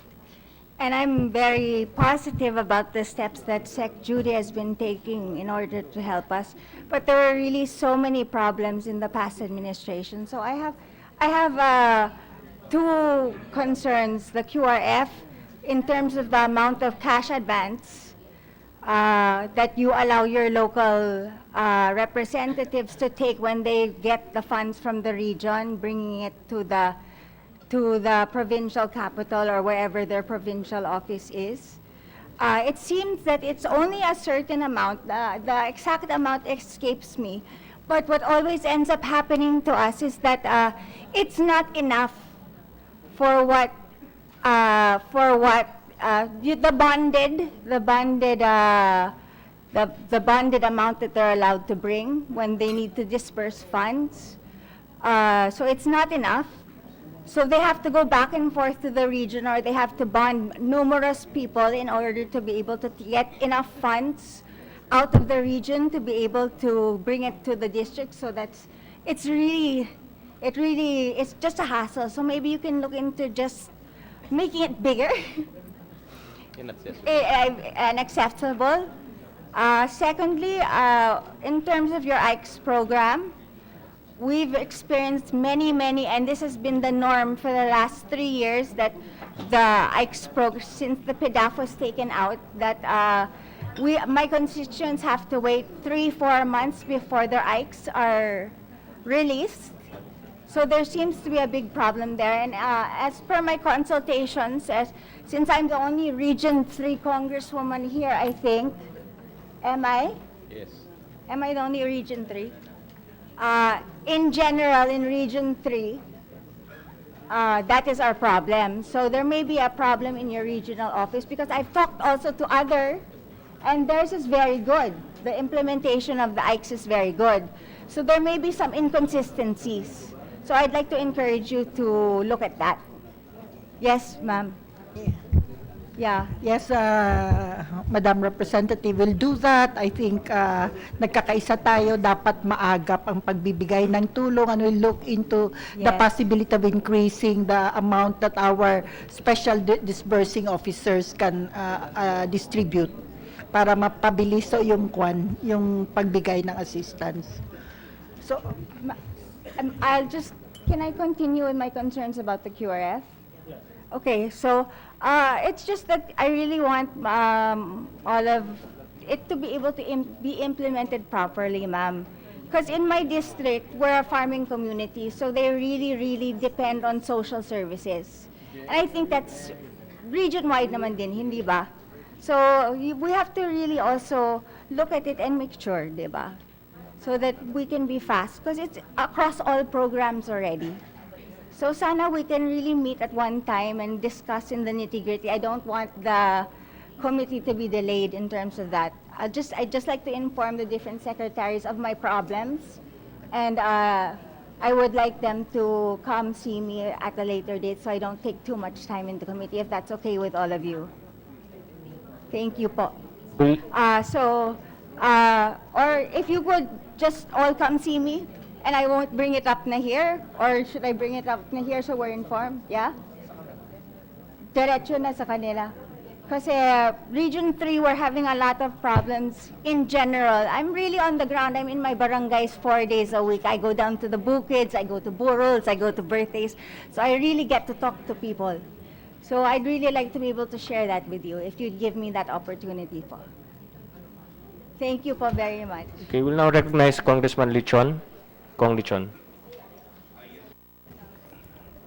Yes, good morning, Mr. Chair, Madam Chair, and so with the members of Congress, and so with our co-workers in government. Well, Mr. Chair, preliminarily, I would like, of course, needless to state that my district was actually one also of the hardest hit in the last Typhoon Nina last December. In fact, shattering more or less about 37,000 houses in my district, particularly the city of Calapan, of which I was the former city mayor. Now, first and foremost, would like to thank this committee. Number one, we were clarified the coverage of the QRF, and we were also clarified that the ESA is part and parcel of the QRF.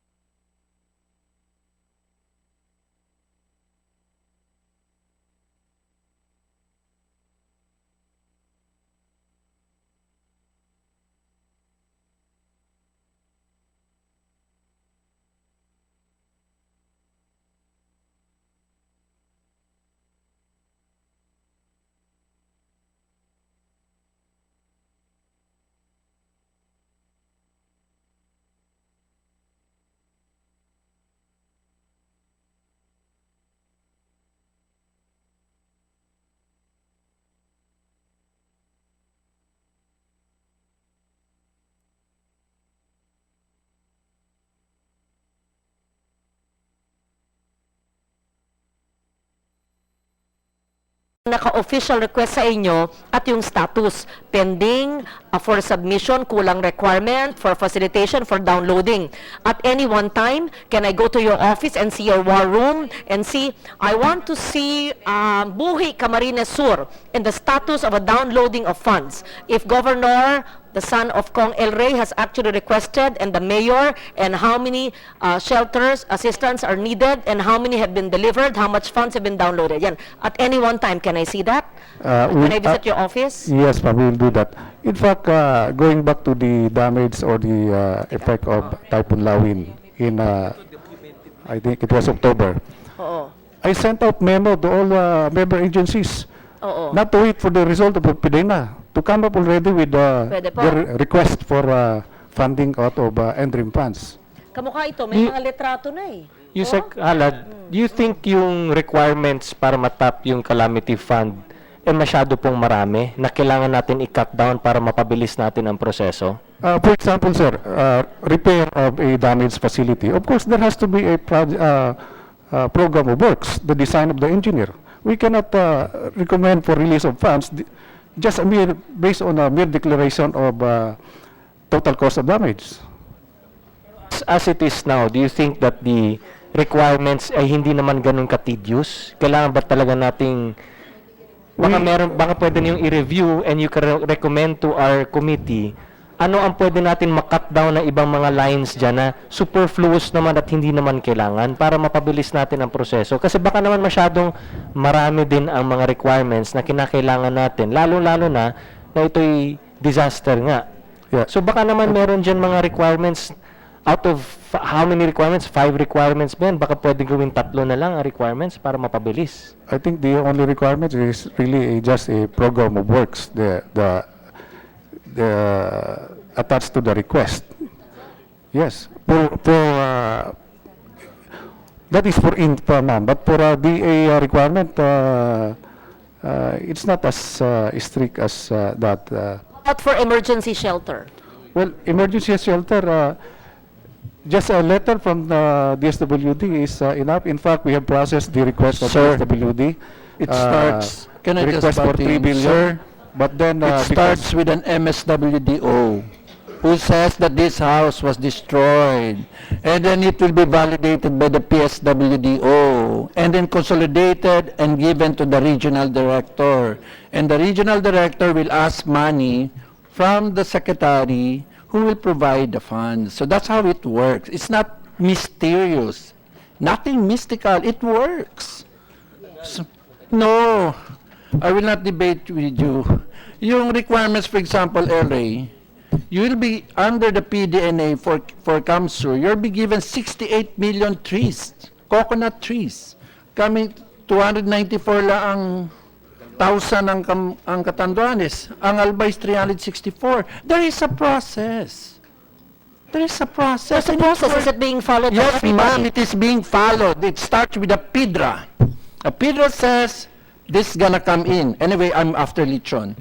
So, ang sabi ng PIDRA is pre-disaster risk assessment. Where will it happen? So they start. Did you do PIDRA for Nina? Yes, sir, or no? Yes, sir. You Yes, did. sir. Did you do PIDRA for Nina? Yes, we conducted Pre-disaster risk assessment. That's so standard with the OCD. Did you do PIDRA? For the PDRA, sir. Yes. Pre. That's pre. Para before pa ng Nina, meron na yan assessment kung saan pwede tumama. Kaya ito naman si DSWD, magre-preposition kagad siya. Anyway, sir, that's water under the bridge. There are 9 PDNAs that were constituted to look into all these basic provinces, of which the biggest is CAMSUR. Unfortunately for 4B, I'm not your spokesman, sir. But you know na pinigilan kitang i-transfer si Rafi precisely because to allow them, look, what would have happened if you took Rafi away from Bicol. Hindi mo masasagot to. There's a PDNA process. Teka, hindi pa sinasagot, Kong John. No, if I may. ma'am, I'm just offering my experience. No, And- maganda nga yan eh. Kaya sagutin nila, nagpidra ba kayo? Kasi ang warning naman, 7 to 10 days. Kayo ba ay gumawa ng pre-disaster risk assessment? That's very basic under the law. If you did not do that, let's just amin, and then we will do it from now on. Ginawa ba ng OCD po? We did that in all the, They did that regionally, but they did not convene the NDRMC. But next time, sir, you know that there is a core group, sir, that conducts the PIDRA. We cannot expect the secretaries to participate in the PIDRA. No, I'm not saying that, sir. Don't debate me. I'm defending you na nga eh. Madam Chair, I can attest to that. The PIDRA for Typhoon Nina was conducted. Yeah, but at what Okay. level? Without the commitment of the secretary. Don't worry, I will not debate you there on what level of commitment you wanted. But for the PDNA, sir, I can attest that there were 7 teams conducted, and therefore, yung mga municipalities and LGUs or provinces, of course, this starts with the report, and it will be validated. After validation, there is that team that essentially consolidates as well as integrates and make it ano. But there are 2 things kasi we're discussing here. One is QRF. And all the needs I've heard are not QRF anymore. They are early recovery and rehabilitation already. And the QRF is essentially meant, kaya nga po, yung QRF na to, basically, para po to sa immediate requirements just to allow traffic to proceed. Like for example, itong DPWH. Para kung may landslide, mahalis yun. Kung may nasirang tulay, may lagay ulit. Ang pangatlong masasabi ko, ma'am, katulad ng DPWH, ang focus niya national, hindi ang gagawa ng barangay road. Yun ang basic cognitive, ma'am, that is the cognitive dissonance we're having here. You think that you can ask a barangay road that was damaged from... No, they will not give it because their mandate is to do national road. What you can do is to go to the NDREAM and ask from their fund. Number 3, That's a very good observation, Kong Number Joey. 4, So ma'am, I'll who do just we give the complete. QRF to so that the barangay road can be addressed immediately?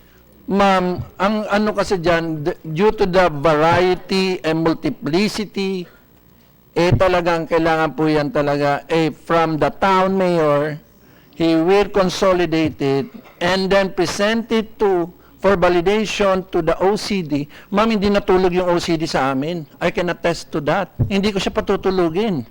Hindi ako nag-Christmas. Nandun ako sa ano mismo. Nagbabantay po ako, kaya kitang-kita ko po kung anong ginagawa ng mga ahensyang to. Hindi naman sa dinidepensahan ko niyan. Ang hihirap nga ang hihingian niya mga yan eh. Pero ang sasabihin ko sa'yo, pagdating po sa disaster, hindi ko sinasabi na perfect na ng Pilipinas. Pero ang sabi ko, ang laki naman po, salamat po sa iyo, dahil po sa inyong Climate Change Act, dahil po sa Republic Act 10121, and we've gone too far. And then there are these things talaga that happens. You know, ang number 4, yung role ng COA. There's already an ongoing study we're doing with Michael Aguinaldo under USAID. I'm part of that team that would essentially, kasi kung minsan nakakasuhan ka, kaya mga takot itong mga kasuhan lalo na ang DSWD. Hanapin, nabigyan mo ba? Di kung minsan, papadala ng validation letter. Nabigyan ka ba? Siyempre, ang sagot hindi. Para makaulit. Kaya ang kailangan po talaga dito, may COA ang lalabas. So anyway, the study is ongoing with respect to how to do COA when it's in emergency situation. It is a big study being conducted. And number 4, talagang Secretary Jokno, yung NEA, OCD, DepEd, DA, talagang dapat may QRF yan. Natural po yan na affected. Lagyan natin ang 2018 sa NEP, request po natin, ang DepEd at saka DA, ibalik lang natin. Because, NEA already has. NEA also, kasi, Nilagyan lang yan the difference, segment is, you're correct, Joey, if I may just interrupt to explain. While the others can access the NDREAM, it will take long. But for our 3-day imposition on this hearing today, the QRFs are only in 4 agencies. So, DOH and DepEd and DA need it. It's not in our 4. Ang 4 natin is only NEA, DSWD, DPWH, OCD. Right? Okay, So, ma'am. kailangan natin yung 3 dagdag na ahensya, if you will agree. Okay. Parang may kailangan. Sorry, ma'am. Point number 6. It's not too late to do a flash appeal. Given the size of what happened to Nina, I think for Bicol alone, your PDNAs is reporting 36 billion. Much of that going to Kamsur. And so I don't know why LRA is still having a shouting match here, but probably he wants it immediately because the PIA is feeling the pressure. But no, There is no quick response fund on post. You're referring to pre. On post is what I'm referring no, to. this is Which really this needs is early recovery and Which is rehabilitation. post, which is post. Kaya nga, Ma'am, quick response fund doesn't necessarily mean pre. We're talking about post quick response. Is the question, no gentlemen, more na, no from more na. Bicol? I'm just making a comment that in fact the PDNH of Bicol shows 36 billion. Bulk of it will go to Kamsur. Anyway, sir, OCD Halad, it's not too late to call for a flash appeal. That's what he's referring to about IOM. Don't rely on IOM. It has no money. It only asks for money for you. Ang may pera talaga is the UN family plus the bilaterals. They can do a lot of money. So can you just ask for a donors conference on the Typhoon Mina, given the size, because it's gonna reach almost 50 billion. Eh, yung 12 billion na titira ni Ben, wala na yun. Wash out yun. So essentially, sir, the flash appeal. Last comment, we're here because of the right of the poor and the vulnerable to have development despite all the risk. This is all about allowing development to proceed despite the risk. That's why there is a QRF because of the golden hour. The golden hour is that moment where you can still save lives simply because of the intervention of government. That is why we're all here for the JCOCPE. And therefore, ang duty po natin under JCOCPE, this is my last comment, this is really well recognized. It's called the doctrine of continuous watchfulness. That is what we're doing today. That doctrine of continuous watchfulness, so that the mandates going to all the departments in front of us, they can proceed and get guidance from Congress without having to go through a law. Because now, the biggest issue, even in the U.S., is of course the doctrine of executive discretion. There are a million provisions in all the laws in this country, and which one do you prioritize? The JOCPC is a venue so that, etong unahin nyo, based po mismo sa direct contribution ng ating pong mga members ng Committee on Appropriations. Anyway, I would like to thank the entire family in front of us on behalf of a grateful people of Albay. But, sinasabi pa rin namin, alam namin na may mga kulang pa po, na we are waiting for the PDNA to be, sir, yung PDNA ba, in-approve na po ba, Toby? Na-approve na ba yung PDNA ng NDREAMS? The target date of completion or submission of the report is February 28. February? 28. 28. Hindi pa tapos yung 4A tsaka 4B. That's for Bicol region. So, kalimutan mo na si Suarez. I have it, sir. I monitor your activities. The PDNA for 4A and 4B is not yet complete. And therefore, it's unfair naman na andito po yung mga taga 4A, 4B, and that PDNA should be complete. Pero okay na yun. Unahin mo na yung Bicol. The conduct of PDNA for 4A and 4B is done at the regional level, sir, because they Yes, said they the can problem, do it. sir, is that they haven't even consulted PCA. I contacted the PCA. Your PDNA team for 4A did not even talk to the PCA. So anyway, I'm just giving you that. I'm very grateful. Thank you, Kong Joey. We're on the same page. Anyway, And thank you very much, sir. Thank you, Joey.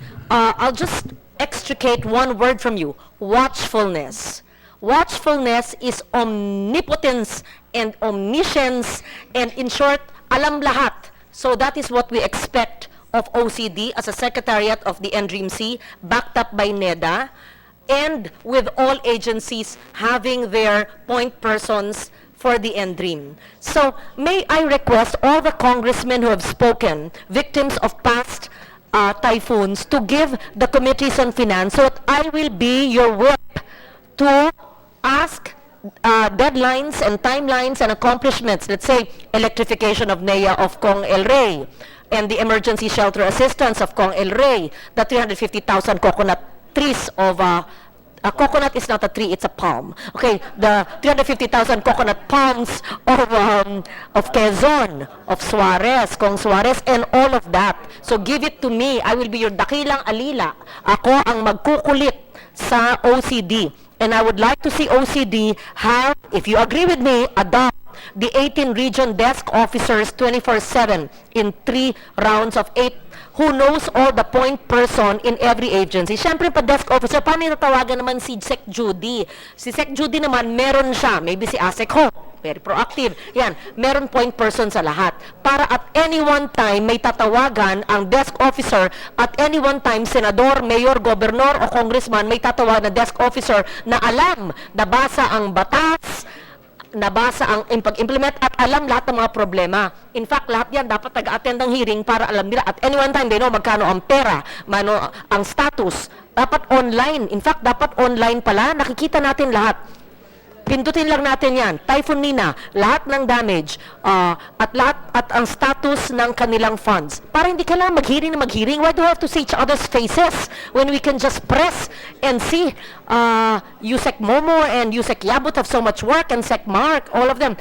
Diba? We don't have to see each other all the time if we can access the status of all pending requests of all LGUs with OCD. Do you agree, Congressman, Yes, we na agree. dapat may online at any time a daily updated website of OCD of all requests from typhoons of Christmases past?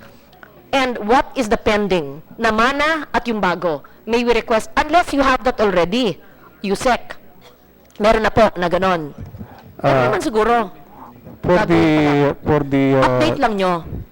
we can designate the regional directors because they are supposed to be on top of the situation in the region. So the regional directors just have to report it to you and put it in one website which is updated morning, noon, and night.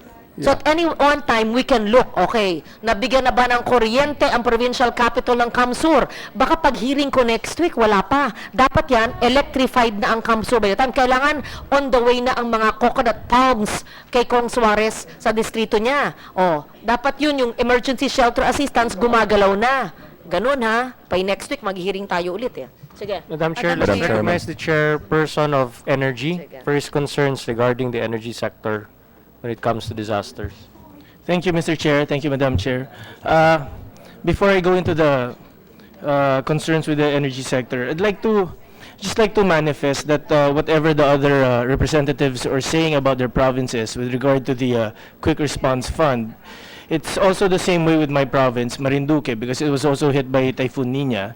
And just like Kong Suarez and the other provinces like Catanduanes, one of the major industries in our province is the coconut industry, and roughly around more than 100,000 coconuts have been damaged. So up until now, I was able to already go to the PCA on my own, and then asked help also. But up until now, just like the others, it's supposed to be a quick response fund. So my first question is, since it's a response fund, so it's a post fund. So after a calamity, that's the time you get access of the quick response fund. Am I right? No, ma'am, I'm just talking about the quick response fund because I have just an issue with the quick response fund and the NDREAM fund. So with the quick response fund, we only use this. It's 30% of the NDREAM fund, right? The quick response fund is used after a calamity. Okay? And the NDREAM fund, the 70%, I think it's used for mitigation and prevention. So, yes. So, ma'am, I'm just saying that just like the other congressmen here, I also have the same complaints with regard to how, because we're badly hit by Typhoon Nina. So, I just want to take this opportunity to address concerns also with regard to the reaction on how they responded to the typhoon. But I would like also to thank Secretary Taguiwalo because of the timely arrival of the relief goods to Marinduque. So, but ma'am, ma'am, but with the other concerns, it's just like the other congressmen. So, but with the energy department, with the problem of the electricity, just like the concern of Kong El Rey, I just called up, I just texted Administrator Masongsong, and in January 14, the lines heading to the capital has already been restored. And for your complex, a team is already there to start the rehabilitation of these lines within the complex. So, sinabi ko na, boss, yung problema mo, kaya today daw. Ngayon daw, boss, umpisa na daw. Ma'am, I think the problem with the electricity with regards to all electric cooperatives, and I thank also Madam Chairwoman and Senator Sherwin Gatchalian for putting a 100 million fund in the NEA for a QRF. But I think, ma'am, that is such a small amount because just for the Typhoon Nina itself, 9 electric cooperatives were affected, and that totaled 653 million. So that alone, that's just for one typhoon, 653 million in It damages. can be replenished from the NDREAM. Yes, ma'am. But what I was thinking is, I just want to manifest, since QRF is response, we have the 70% for pre-mitigation. One of the problems of electric cooperatives, why they cannot rehabilitate the post and the lines quickly, is because they don't have the supply within their area. So if a portion of the NDREAM, the NDREAM F, the NDREAM fund, could be used as to buy a stockpile to be administered by NEA and to be put within the regions so that come a typhoon, they can easily access, since most of the electric cooperatives borrow money from NEA to put up to restore the power lines. So I was just thinking maybe the QRF for NEA could be increased a little more. That's why there's a bill already passed in Congress, I think in both houses, the trust fund, so that it can subsidize the restoration of the power lines and the electricity in the provinces. Because as we all know, if the electric cooperatives are allowed to are burdened to pay for this, then it's passed on to the consumers. So I think it's more than enough that we add. I think we should add to the QRF of NEA, and 100 million, I don't think that would already cover for whatever typhoons that will come in. Thank you, ma'am. Ben, is that possible? Can NEA tap the NDREAM fund so that they can buy in advance supplies, so that whenever a typhoon hits areas within their jurisdiction, they already have supplies prepositioned or supplies in stock, so that they can immediately replace the lines that were damaged? Is that possible? I have to look into that because, as you know, NDREAM is supposed to be for immediate relief and rehabilitation. Any improvement that you are thinking should be included in the subsequent budget. So I don't know about this prepositioning. Although the 100 million appropriated for NEA can be augmented, but maybe this type of disbursement may not be allowed. Okay. Kong Bordado? Yes, Mr. Chairman. Thank you, Mr. Chairman. I fully agree with the pronouncements made by my kababayan, Congressman El Rey Villafuerte. I was also enlightened by the comments made by another kababayan, Congressman Joey Salceda. But let me clarify certain things, Mr. Chairman. Saan kami susulat, saan kami magko-coordinate para ma-fast track ang pag-reconstruct ng mga totally damaged school buildings? For instance, in my district, 3rd District of Camarines Sur, we have several totally damaged buildings in Ocampo and in Pili, and Congressman Villafuerte knows that fully well. Let me answer that. You go to DepEd, and DepEd will coordinate with DPWH, okay? Because after all, it's DPWH that is responsible for the construction of school, not DepEd. Kung meron tayong procedure on how to access the NDREAM fund, so yung procedure na yan, it can actually be found in the website ng DBM. Yeah, I'll be very brief. It's the agency concerned or the corporation concerned. They will ask a request from NDREAM. They will verify it, Office of the President, and then after Office of the President to DBM. Then there's also a way for LGUs to tap the NDREAM Yes, fund. di ba? yes. So They can two go ways directly to- NGA Uh-huh. and LGU. All right, So yes. dalawang process yan. And you can find that in the DBM website. We'll now hear Kong Maxi Rodriguez and Kong Deputy Speaker by Sandra Sama. Thank you, Chairman, and good morning. January 16, Cagayan de Oro was flooded, totally flooded. No, two-thirds of the population was submerged, at least to 6 feet of water, and it was repeated January 28, after 2 weeks, and we fear that the flooding will continue in the years to come. We haven't seen any QRF in our city. We haven't seen any NDRMC in our city.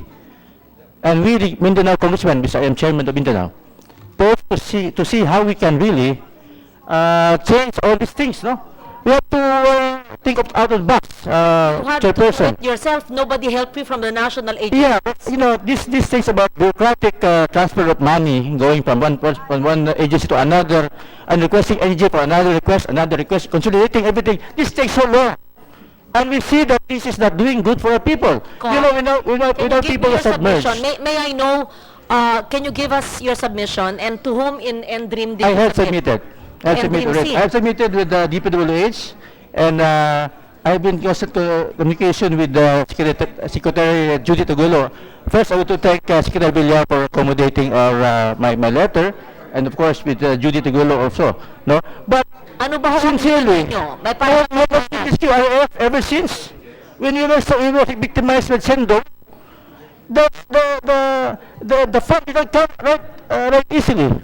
And people said there were no bridges, there were no repair of a road and everything. Now, January 16, we were submerged. I don't see any QRF that would rehabilitate our canals in order for the rains to be flooded out to the sea. Whose responsibility is it, DPWH, Secretary Mark, to clean up their canals and to clean the drains from the floods? May I continue, Chairperson? Yes, no, I'm addressing Yes, your yes. question because that's a very serious allegation that the national government was absent in Cagayan de Oro. No, Mark was there, yes, but Meaning walang nagtrabaho sa inyo, walang tumulong sa inyo. So yeah, it the getting bothers of me. this fund takes so long. It takes a bureaucratic red tape. I mean, Sige. you know, you go to DBM to get these funds, no, right? And then it has to be validated by OCD. And OCD has no people. We don't know how of them. I have not seen him. And the only thing they gave us a report was the report of those dead O teka po, only. Congressman, thank you for that. May we hear from Sec Mark because the allegation is the national government was absent in the aftermath of the January 16 flash floods and that there was no assistance from OCD or DPWH or any agency of government. May we hear Secretary Mark? I can speak for the, well, I can speak for the DPWH, I think, and Congressman, you're also with me there. We are one of, I went. Yeah, I want to thank Mark. Yes. With the exception of Mark, he was there after the 2 days of the flooding. Okay, so- But after Sinong absent? Ito, Yeah, he was there. Sino ang absent? Papasagutin ko. Chairperson, it's a Oh, matter sino of absent? who's doing those for us, helping Mark. I was there, yes, there. Ayan, o yan pala. Judy was there also. Pag nagagalit kayo, mas nagagalit ako. So, sino pong absent? Well, to give my piece of, Sige. because you know, it takes so OCD. long. Bakit daw wala kayo? But OCD. in this instance, Chairperson, I think we have Yes. to innovate a little where fund can be available readily. Because, you know, in Mindanao, there have been rains, so much rains. Agusan Sur is there with the Tatlong Coastal araw. Subukan natin, tatlong araw. Cotabato, Ligwas, Mars have been buying. Octobato River has been going out. So, we need a fund that is too quick, not just quick response fund, very quick response fund. In fact, in order to address our problem. And so this is the thing that we want to ask our people there, and OCD to be proactive enough. Like, I haven't seen you, you said I haven't seen you ever since. And the only report you gave me with your director was that a report of those dead only. There were no report about those victims of flood. Fair to you, Sec Halad, wag naman yung isipin sa bawat bagyo siyang mukha niya makikita nyo. Kaya nga ho, may mga regional. Di ba? At ang probinsya, sa ilalim po ng batas, every government, provincial government, must have a every DRR officer. In fact, every municipality and city must have a municipality or city DRR officer. In case those under your district still don't have that, they don't know the law. So, Yusek Halat, bakit po hindi nakatulong po ang OCD sa baha ng Cagayan de Oro noong January 16? Ma'am, we have a structure that's working. At the city level, they have the Disaster Risk Reduction Management Office. At the regional level, at the provincial level, there is also that structure or office. At the regional level, they have the Disaster Risk Reduction Management Council. And take a look at it. What's the cause of the flooding in Cagayan de Oro City? The two major systems did not overflow, as per my report, received. The two major river systems at the east and west of Cagayan de Oro City did not overflow. So it's a question, why is it flooding? And the response needed, I will answer that, Chairperson. was very much addressed by the agencies down there. So Evacuation there was no overflow of the two river systems? Yes. Was it the drainages were full of solid waste? Well, 2 days after the heavy rainfall, Implement my law, RA 9002. Alam mo, implement lang yung batas ko. Wala tayong problema sa kwartong to eh. Kaya, sa city ang problema. If you segregate waste at source, recycle and compost, there are no plastic But bags we in cannot depend on the drainages. city to act because it's an emergency. We want to prevent the flooding in the Okay. city. What can be done? If the city doesn't do it, I'm happy to then we hear will this. ask for agencies to I'm do happy to hear this, that the problem is not an overflow of the major river systems. It's simply flooding because, drainages are full of solid waste because you don't follow RA 9003. Now, I'm not blaming you. Meaning, can we ask the DPWH and to compel every municipality, city, province to segregate waste at source, recycle, and compost so that plastics don't block yung daluyan ng tubig. So yun ba ang dahilan? Ang 2 days walang- after the heavy rainfall, ma'am, some barangays are still flooded. What is that telling us? So, parang ondoy nun. mabagal yung paglabas ng tubig. Mabagal ang pagdaloy ng tubig dahil may There solid was waste high na tide. nakablock. I know. May correct the impression that there was no flooding in the city because the river systems would not overflow. No. The water came not to the river. It went to the poblacion from a different direction. And so there was flooding because there was high tide. There was a friction on the sea, and there was no water. The water came so slowly down to the sea, and so we had 2-3 days flooding in the major population area of Cagayan de Oro. Now, the real there is where can we get the EQRF fund to dredge the canals there, the main canals that is serving the The funds are population? downloaded to the city.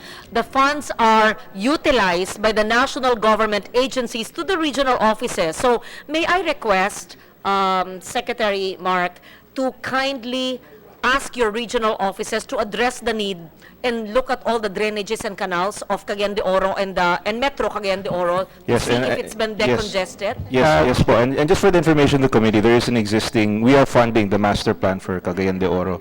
It is under process. In fact, there's a area in Bitan. In fact, we spoke about this, Congressman. We are in coordination with Congressman also. So it's ongoing, and there is a continuing budget both in 2017, 2018.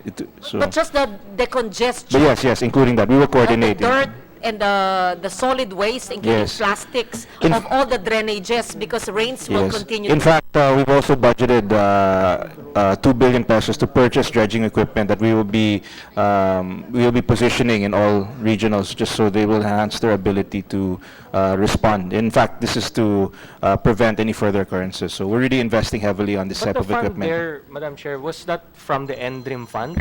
No, Or this is your our regular. internal- This is our regular fund. So I'm just saying, on our part, we're preparing for. We've already invested in these Just to satisfy Kong Rodriguez, has any part of the NDRIM fund been utilized to address the flooding in Cagayan de Oro? Not yet.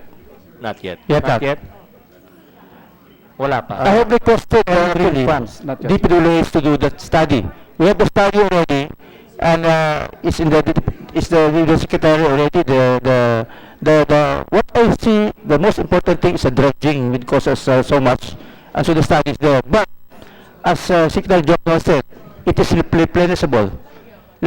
So you have to spend that for those emergency situations because we might be flooded again in Cagayan de Oro. So the thing is, we have to open the canals again, use the QRF for city, and then free the canals out so that the water Yes, can out. we Madam take Chair. note of that. Along with that, Vice Governor Joey Pilaes of Misamis Oriental came here, and he was mentioning, in fact, I meant to call you, Sec Mark, because to kindly inform all contractors, especially Region 10 in that area, sabi niya, tinatapon lang daw kanila ang kanilang mga lupa sa mga ilog, kaya yung ilog nagiging brown, nagiging silted because hindi sila mag-ingat o maingat, they're not careful in fixing their, when they dump soil, it goes to the river, so the rivers, there's additional siltation.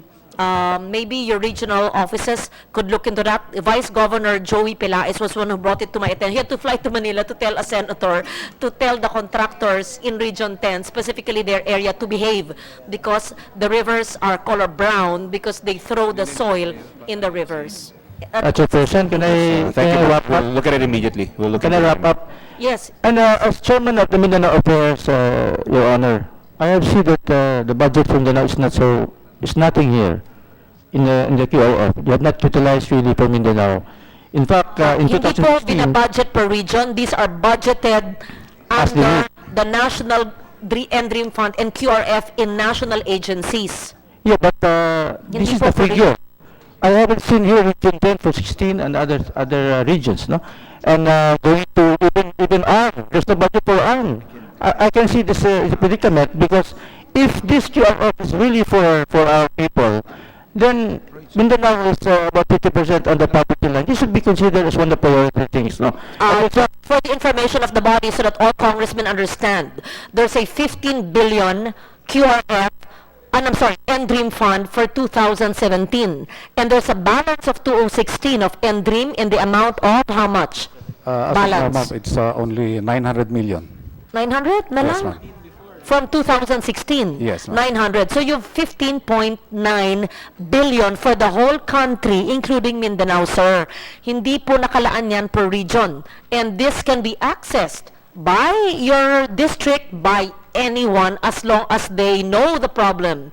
They don't know all the problems. So please make a request. Let's see how it goes. I would like the OCD, I mean the NDR MMCD to give us a copy of your program for since 2010, since this was created, because I want to see the flow of money that was given to our people in Mindanao, no?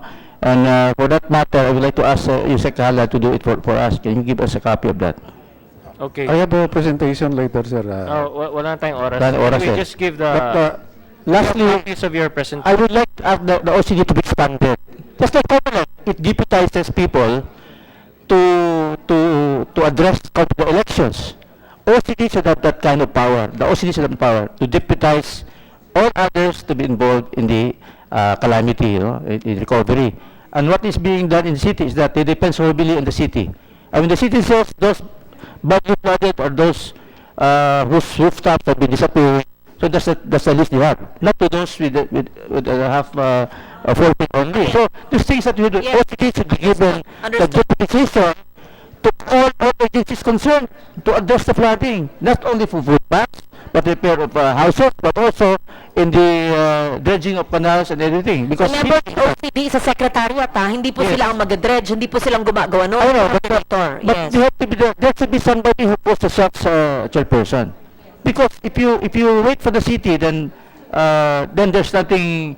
Question, there. who will call the shots in this instance? Yun po ang Our protocol, tinatanong. ma'am, is that if the disaster is confined to a particular Like ito, LGU, CDO. it is their responsibility. We only elevate if it is covered by, if the disaster covers several LGUs, then it can be elevated to the regional No, council. I'm sorry, mali po. No. Ibig sabihin, wala tayong pakialam sa No. CDO, hindi po. No, it's not. Of course, we are monitoring, to be but then, ma'am, we also have to recognize that Cagayan de Oro is a highly urbanized city. So the question now is, what's their utilization of their own local disaster risk reduction management fund? They have the 70%, which they can utilize for preparation, and the remaining 30% as their standby fund in the event of disaster.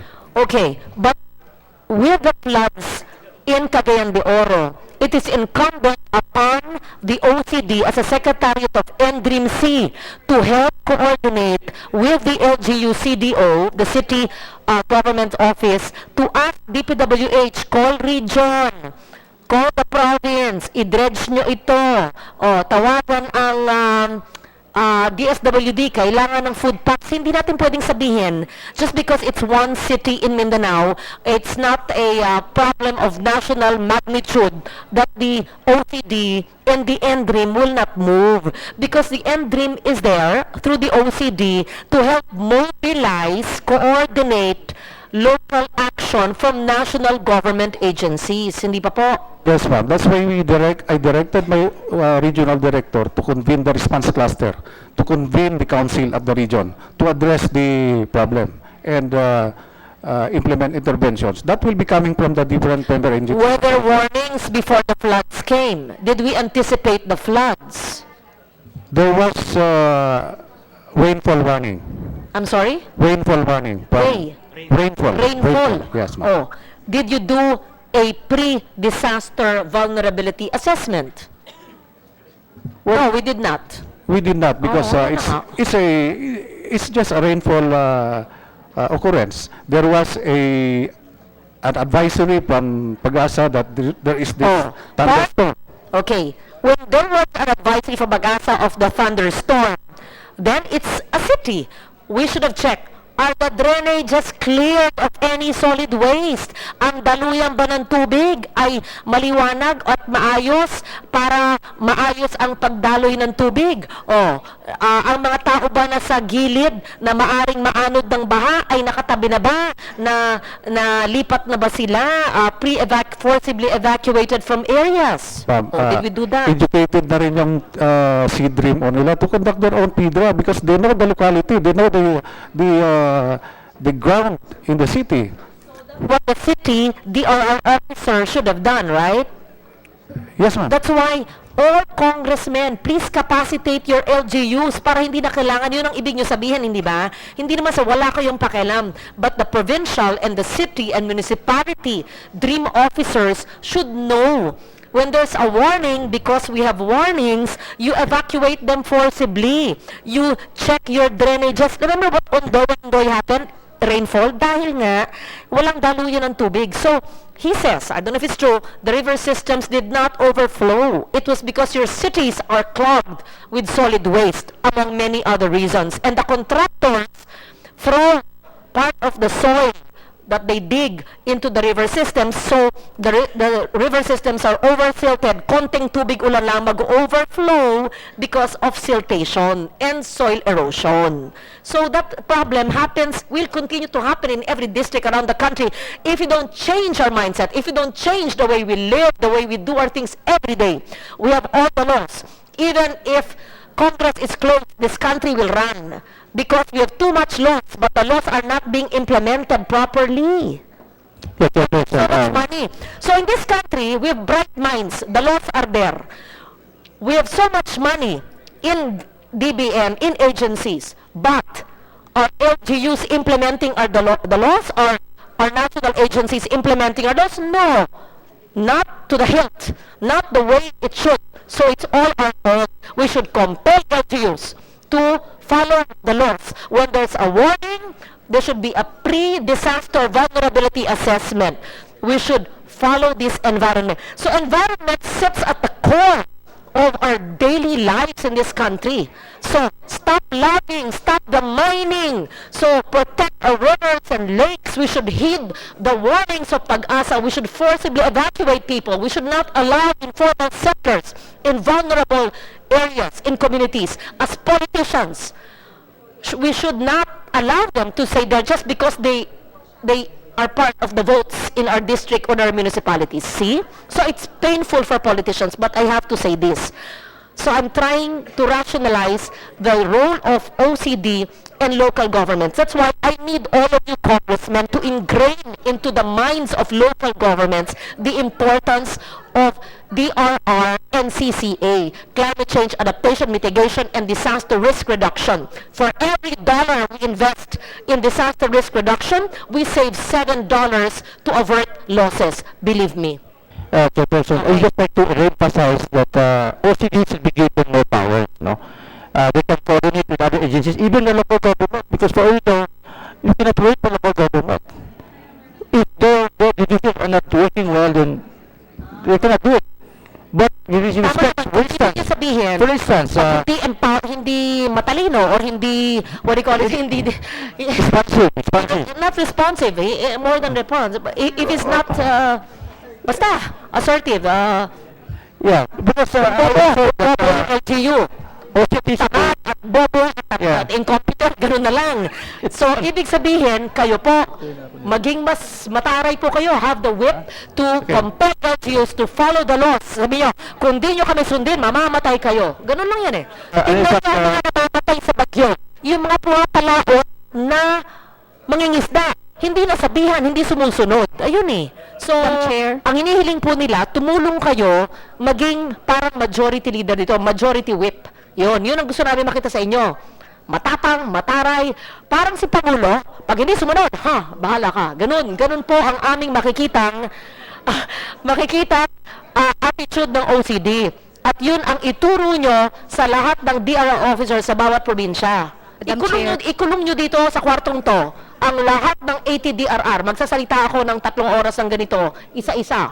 Sige. Madam Yan, Chair. yan, sige. We have several training programs for Let's anyway, we're out of. Let's kasi meron pa kami majority caucus. So let's hear Kong Sema and Kong Sarmiento for their concerns, and then we'll wrap it up. Thank you, Chair. Magandang umaga po sa lahat. I have 2 concerns. The first one, I would like to ask DPWH is what happened to the Mindanao River Basin. Matagal na po masyado ito. This is supposed to have been implemented last year pa, but until now, hindi ko po nakikita yung implementation ng projects na ito, especially along Rio Grande. I am representing the area of Maguindanao and Cotabato City. Ito muna yung first concern ko, Mr. Chair, which I would like SecMark to answer. Kailan po ba ito mangyayari? Ito, hindi to quick response. Overdue, long term, 2008 pa po nangyari yung flooding. Hanggang ngayon, mag-anniversary na tayo next year, 10 years, hindi pa rin po nangyayari.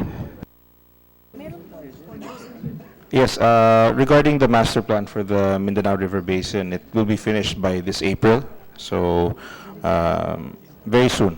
And you can expect that we will be funding this, and we will be working non-stop to make sure that this flooding will be reduced significantly in the near future.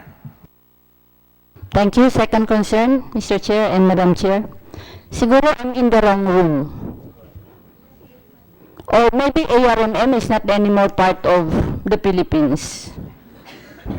In the 2 reports, ARMM is not included.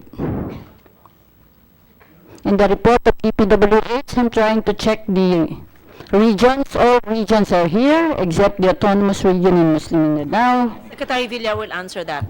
And also in the DSWD, Madam Chair, I don't see also ARMM. A good point. May we hear from DPWH and from the SWD. Thank you.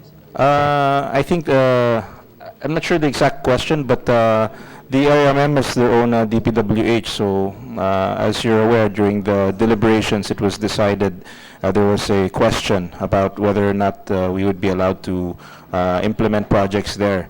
Currently, we've written to the Department of Justice about requesting further legal opinion about this, as it's a very contentious Can you please issue. settle that so that during the budget hindi na ako mahirapan in this tug Yes, of war? we're still waiting. I signed the letter for the Department of Justice, and we're still awaiting for feedback. So as soon as we find out, we'll be able to update this committee. Thank you. We work closely with the Vice Governor, who is also the current DSWD Secretary of the ARM, and we augment whatever is needed from Region 12. So we work closely right now. We have a joint project on addressing malnutrition in the region. I'm sorry it's not included in the data presented to you. Madam Chair, this is about QRF and the RRMC fund. these funds are for those affected by natural calamities. Wala pa rito yung man-made calamities, the natural calamities. Are we now being told that we have to go to ARMM government to address the problems whenever emergencies such as this erupt? As one of the authors and sponsors of the law, no, you don't need to go to the ARMM provincial government. In fact, there's been a release in Typhoon Glenda directly to which municipality? Pero meron dito, Typhoon Glenda, ARM, 2.5 million. So the law was envisioned to include ARM, and indeed the agencies of government should be helping you in whatever kind of disaster strikes ARM. In how they help Nueva Ecija and Bicol, they should help ARM in the same way. So ARMM can go and the whole country request siguro. access funds. Yes, yes. Thank you.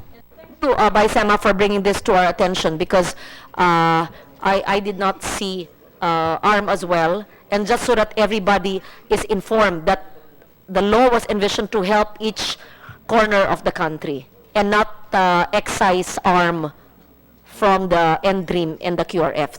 Unless I'm wrong, Yusek Halad, hindi ba nyo dapat tulungan na ARM? Kasama, di ba? Well, this is a national fund, so it should be spent Nationally. yeah, So nothing nationwide, should yeah. stop them from accessing the NDREAM fund, Yes, ma'am. right? Yes. Just for the record, Madam Chair, ARMM is part of Philippine government. It is not a separate state. Therefore, whatever other regions are enjoying, the more that ARMM should also be enjoying. I agree. And it's been validated by Yusek Halad, of course.